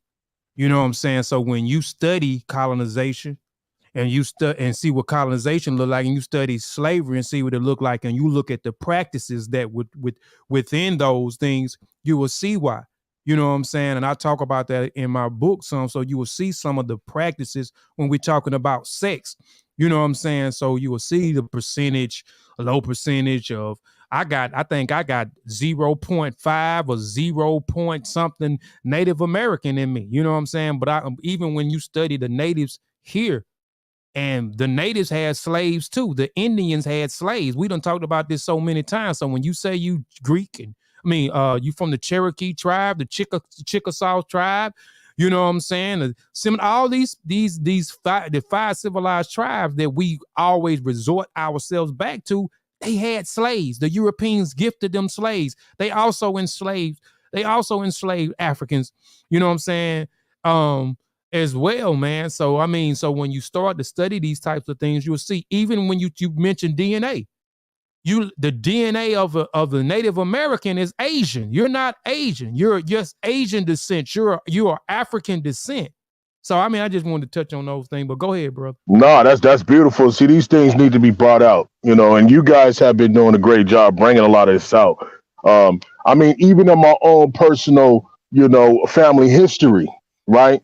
Like my paternal side, right, was illegally brought over, you know, after the transatlantic slave trade was abolished, right? Slavery was still going on in America, but around, 1817, 1816, the slave trade was abolished by the British, right?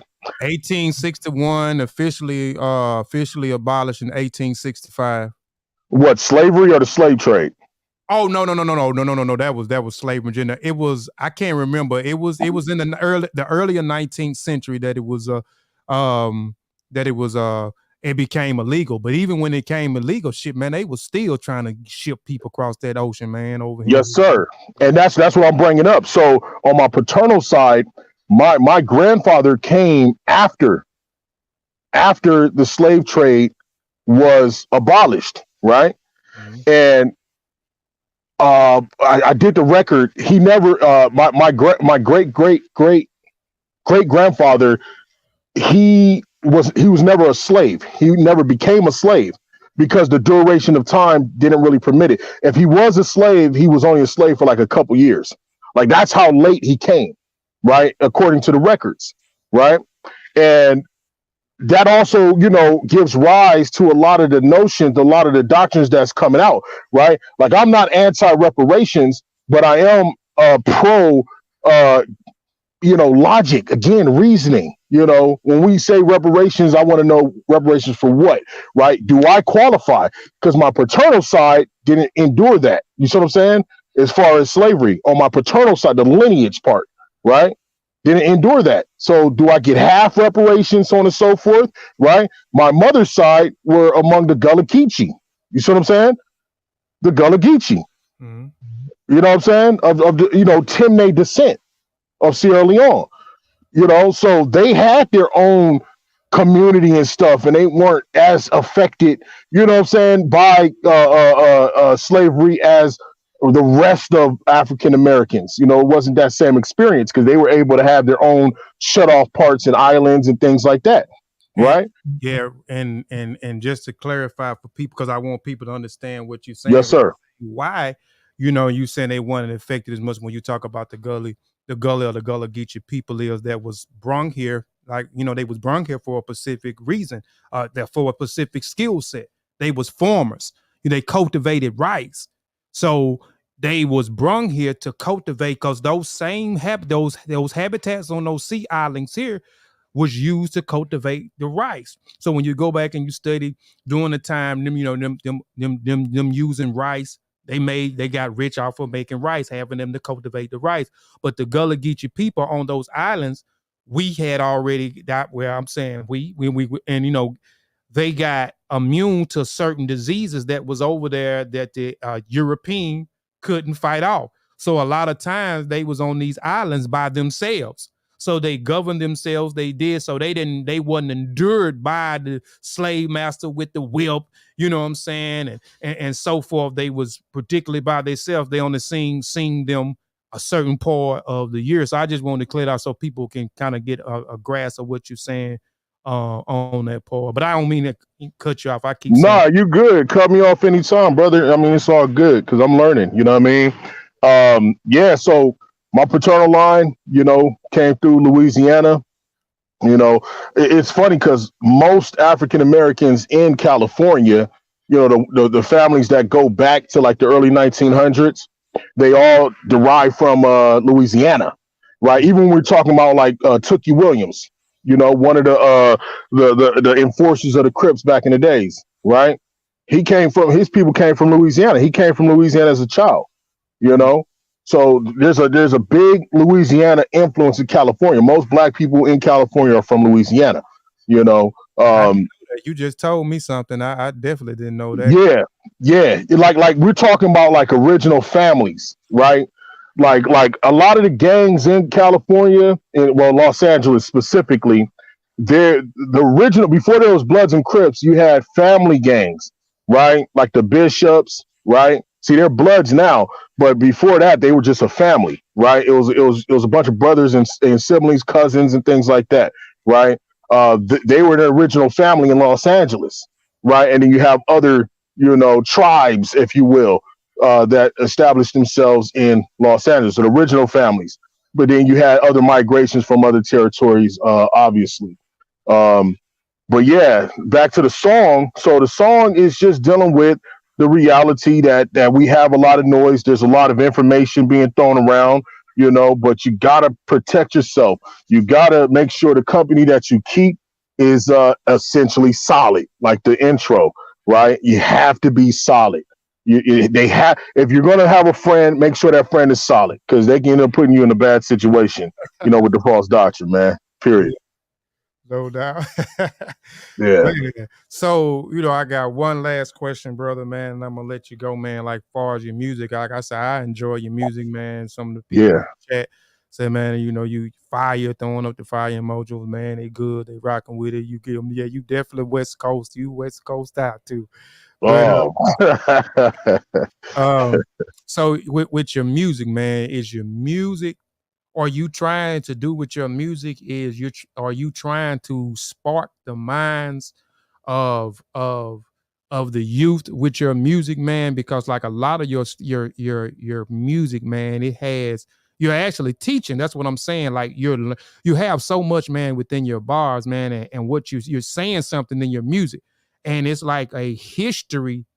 It's like a history story, you know what I'm saying, with the music, instead of picking up the book. And I mean, it's, and I'm asking, did you do that on purpose?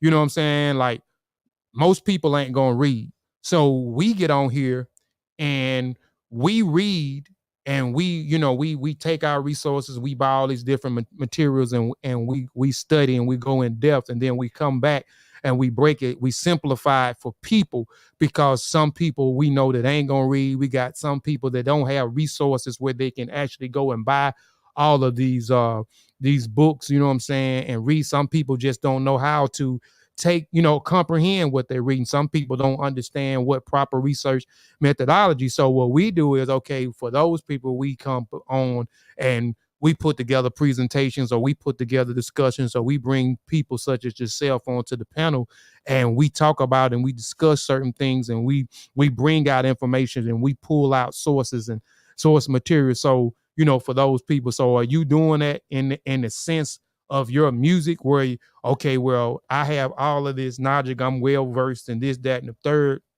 I have acquired a lot of material. So now, I want to be able to reach, if you're trying to reach the youth. So you're doing this on purpose to put all this information in these bars, but make these bars catchy, you know what I'm saying?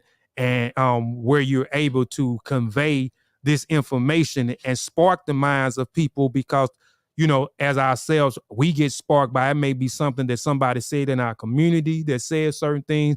Our minds or our consciousness may have got sparked by looking at a video on YouTube, and from there, or a conversation with somebody through passing that may have sparked the mind, or even through the music, to that. And that was one of Tupac things. He said that he wanted to spark the mind, spark the consciousness of the people. You know what I'm saying? So he was versatile, even though he might have talked about ratchet things or talked about thugs, but he also talked about the plights of Black people. He talked about Black Panthers, what the Black Panthers did, the contributions of what Black people did. So that's some of this in the same sense of what you're trying to do with your music, is spark the minds of our youth and give us a history lesson through the music. Yeah, most definitely. I put it like this. I'm creating modern orikis, right? Among the Yoruba, they have their praise poems to deities and so on and so forth. Their concepts. When you read these things, and this is for the audience, because I want to be very clear about this part. Is that when you read these orikis or any type of initiatory systems that have any type of literature or oral tradition, such as songs and so on and so forth, they become very graphic. They're very graphic, right? The difference is that we would look at, let's say oriki as something beautiful. It can say the same thing I'm saying, but it's beautiful. But because I'm rapping over a hip hop beat, it becomes divisive, evil, things like that, right? So I just want to make sure that I'm not doing anything different than what all these other praise poems and so on and so forth are doing. All these poets and, what I'm saying, great men of renown were doing in ancient times, even in Kemet. You know what I mean? You read the walls, it can get very graphic, but it's for a specific purpose, right? So what I'm doing is I want to make sure I piss off a lot of people in a righteous way. And what I mean by that is I want to piss somebody off to the point where they have to give up and just admit that they love, our opposition, that they love our oppression, or I want to piss somebody off to the point where they're willing to do something about it. And again, I'm not promoting any specific activities or actions, but I am promoting that individuals do some form of activity as far as motion, because all active force is motion. There is no standstill force. That's a wall. If you're standing still, you are a wall, right? So if you want to open businesses, Black-owned businesses, open a business. If you want to support a Black-owned business, support a Black-owned business. The point I'm making is get active. You know what I mean? And so you do it in your way, and that's basically it. You know what I mean?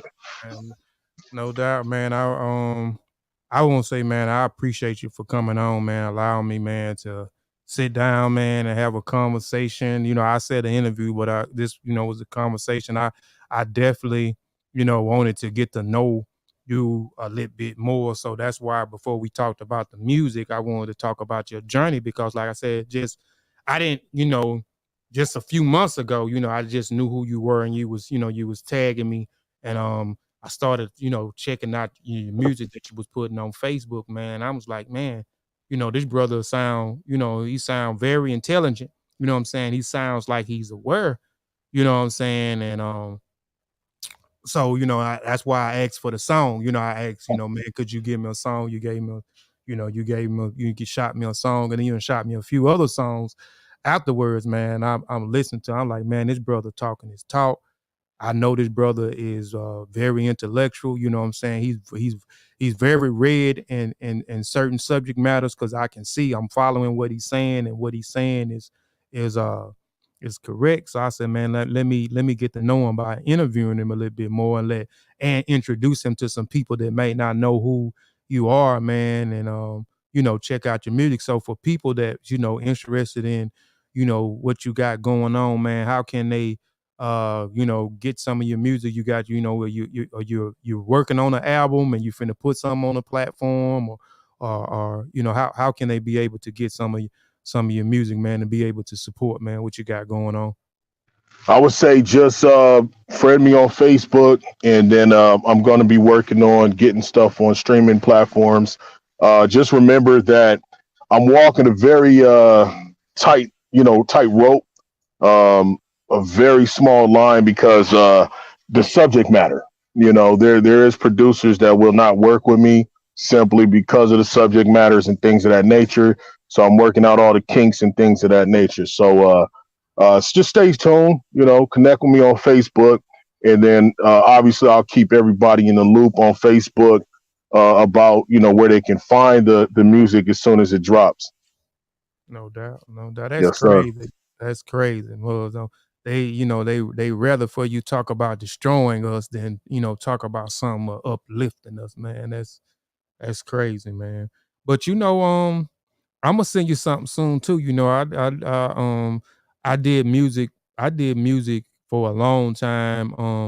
And I may talk about it one day, man. Come back and do a show, man, and even show, play some of the old music that I had out. I started out, started rapping at an early age, and started recording ourselves in cassette tapes. That's how we started out, and eventually, man, a guy up the street, built a studio, and they had a nice following. A group called Too Many Deep was the rap group, and his company was called G&Me Productions, and Michael Collins was the owner of that studio. He was a part of this group, and man, he just he welcomed us in. He started actually helping the youth. Something I was trying to do was starting a program, but it's a little bit different. But he was charging. Mine was gonna be free, so we would go in. He would charge us $25 an hour.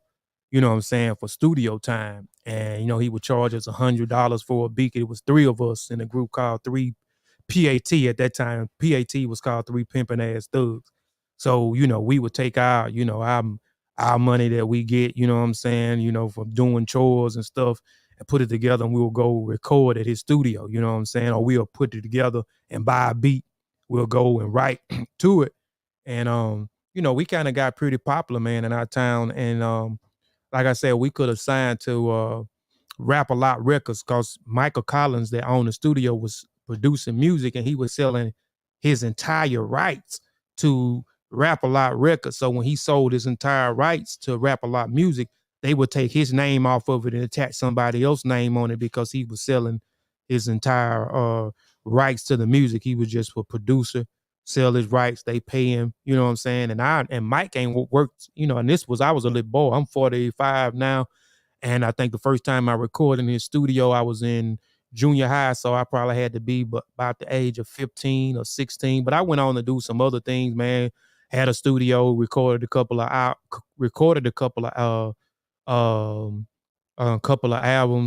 and but I let it alone for a long time. But I just got back into it. I used to produce music, so now I done invested in about $6,000 worth of equipment. I hadn't showed all of it, because I'm still working out the things with the building, which I'm finna get the building, get my building out here, man, so I can hook up the rest of my stuff. But man, I'll be, I'm gonna shoot you something soon too, man. I want to shoot you something, man. I don't know if you've been checking out my music. I've been producing. I've been, just And that's a strategy behind it. I just want to let people know that I'm not producing mediocre beats, but just get people, you know, onto me and, you know, as me being a producer, so it can set up this free program that I'm gonna have for the kids, which I suppose it jumped off in June, but it never did jump off. The name of my company is called Mboka. Not Mboka, that's my apparel company, but Ubuntu Music. You know what I'm saying? So you know, y'all be on the lookout for Ubuntu Music, the Ubuntu Music program, Ubuntu Music Youth Program for the youth, free programs for the youth. You know, and you know, I want to do some stuff for my favorite Pan-African artists. Like I had 2 last year, and they still my favorites. 3 in particular. That is Obafemi, Oluwaseyi, and Raka and Musa. And I said at the beginning of last year, the top of this year, I said I wanted to do some music for them, and my, you know, and it's coming, you know, it's coming to fruition. I've sung something to Obafemi, and I have sung something to Oluwaseyi. So I'm just, you know, I'm excited about hearing some, because they are, you know, I'm gonna say they still are some of my favorite artists, because they talking that talk too. But right now, man, I put you right up there with them, man.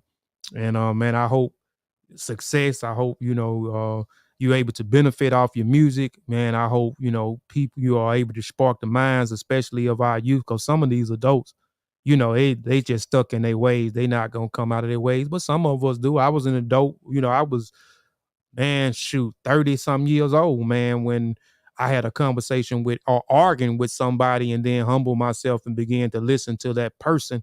And man, it began to spark my conscience. Well, man, let me go check out what this brother is actually saying. And that actually put me on my path and my journey, you know what I'm saying, to, you know, hey, I got to stop buying clothes and shoes and jewelry, you know what I'm saying, and invest in my mind and start buying, you know, buying books and dedicating myself to, hey, look, man, I'm going to invest in my mind.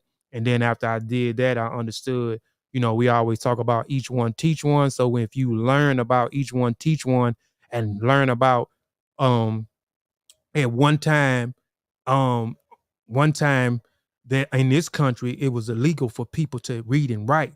So each one, teach one was very instrumental to our people. So as one slave began to learn how to read and things, it was his duty to pass that on, or that information on, to his people that was on these different plantations. And even after slavery, you know, each one teach one was still heavily vital, because you start to see the surges of these different institutions of where it was people that look like us. It wasn't that many people going to college. So when you did get an opportunity to go to college during the 19th century or the early 20th century, it was your duty to come back and facilitate that information that you learn and pass that information on to your people in your community, because they believe that in order to make a successful community, or to make upright and black men or women, you had to be educated. This was a way to get us out of the plight that we were, and we was to educate ourselves. So I took on and you know, copyrighted the phrase called "As I Learn, We All Learn," and it's still the same thing as each one teach one. So I dedicated myself to whatever I learn, whatever opportunities come my way, I'm going to share it back with the community. You know what I'm saying? And I see you doing the same thing with your music, man. So you know, I appreciate you, man. Again, appreciate you, man, for coming on the platform, man. Again, tell people where they can, you know, reach you, even if they just want to reach out to you and have a conversation, or, you know, so give out your social media handles one more time. Yeah, all I have right now is the Facebook. That's Ibakalapizo Aboukoue Bakala. I don't know if you want to write it down or whatever, put it on the screen so people can have that. I'm gonna put it in the description. I already got a description down there, but I'm gonna go back and put your Facebook description and stuff in there. So, you know, if people want to contact you, that's how they'll be able to reach you on social media. Yeah, Facebook, that's the best way. I'm going to be getting a podcast going soon. It's going to be a Primal Resurgence Network, but I'll keep y'all tuned in for that. We got a lot of things coming, you know what I mean? Language restoration, preserving among the Bakota people. We got a lot of things coming, so just stay tuned. You know, doing the work. No doubt. Again, man, appreciate you, man, for allowing me to have a discussion with you, man. And no, I Sean, appreciate you, brother. Yeah, no problem. I'm gonna get you too, Sean. Sean, I mean, he been on my head, man. He been on my head. I'm a country boy. They know how I talk now, man. They know I can't pronounce stuff right. This thick Southern dialect, man. But I'm gonna say peace, man, and Black African power, man. And man, we'll see y'all. Love, brother. Yeah, we'll see y'all next week. I'm gonna leave y'all with my pre-commercial for my book, which is coming out on the 30th. Again, it is called Mandingo Theory: The Castration of Africans and the Sex Craze Misconceptualization. Also be on the lookout. I'll be throwing a flyer out there tomorrow. I got a big headliner of authors that's going to be on the panel list. I think I got a Sars, I got Wu Jiao, I got Emiket, I got Ladosha, I got Brother Lion, I got Amima Ra, I got Black Panther, I got Any Harriet Sean Calfunny. I got Keith Sanders, an elder guy from Louisiana who's wrote over 50-some books. Man, I got a ton of people, man, that's gonna be on the panel. So we're gonna, talk about again, we're gonna talk about the importance of writing books, especially in this time. We're gonna talk about how they're trying to pass laws to get rid of Black history within the school system. We're gonna talk about what that process looked like, what everybody process looked with writing the book. Again, that's September the 30th. Again, September the 30th. Be on the lookout for Mandingo Theory, Castrations of Africans, and the sex craze misconceptualization. This is the pre-commercial to the commercial. So then this is featuring Mbaka. I don't know your whole name. I ain't even try to pronounce your whole name, man. Hey, just Ibaka. Ibaka. Yeah. Yeah, Ibaka, man. And bro, we out of here, man. Peace.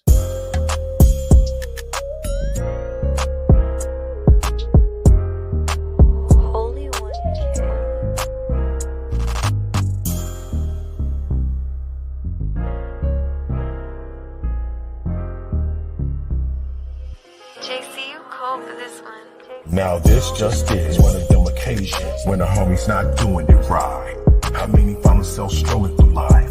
But you can't walk this way throughout life. And when it all boils down, you gon' find at the end a sucker is a sucker and a friend is a friend. So what? That you strolling through life, but you can't walk that way in this life. Gotta liberate the minds of the ones that's gon' fight for us. No time to hesitate, we gotta water this dry forest. So many called, you are chosen. How can we be free? When fear is interwoven. Recognize the fact our lifestyle was stolen. Snuff our lights out with composure. Now everything is church. Confession is open. We think we're blessed, but we were stripped from emotions. Naked and afraid of the land we were stolen. The beautiful mother continent of this whole shit. Some claim to be an Indian. That's an old trick. Regurgitating, we have no evidence for old ships. That's just old fake news on a new clip. Better watch out who you dealing with. I won't stand on anti-African sentiment. I'm a different class of revolution, I get it in. Like Dr. John Henry Clark said, listen, we don't have many friends, none. So you can stand for the truth or fall for a lie. But if you choose to fall for a lie, what a demise. It's your life to commit intellectual suicide. Now this just is one of them occasions when the homie's not doing it right. How many find themselves strolling through life? But you can't walk this way throughout life. And when it all boils down, you gon' find at the end a sucker is a sucker and a friend is a friend. So what? That you're strolling through life, but you can't walk that way in this life.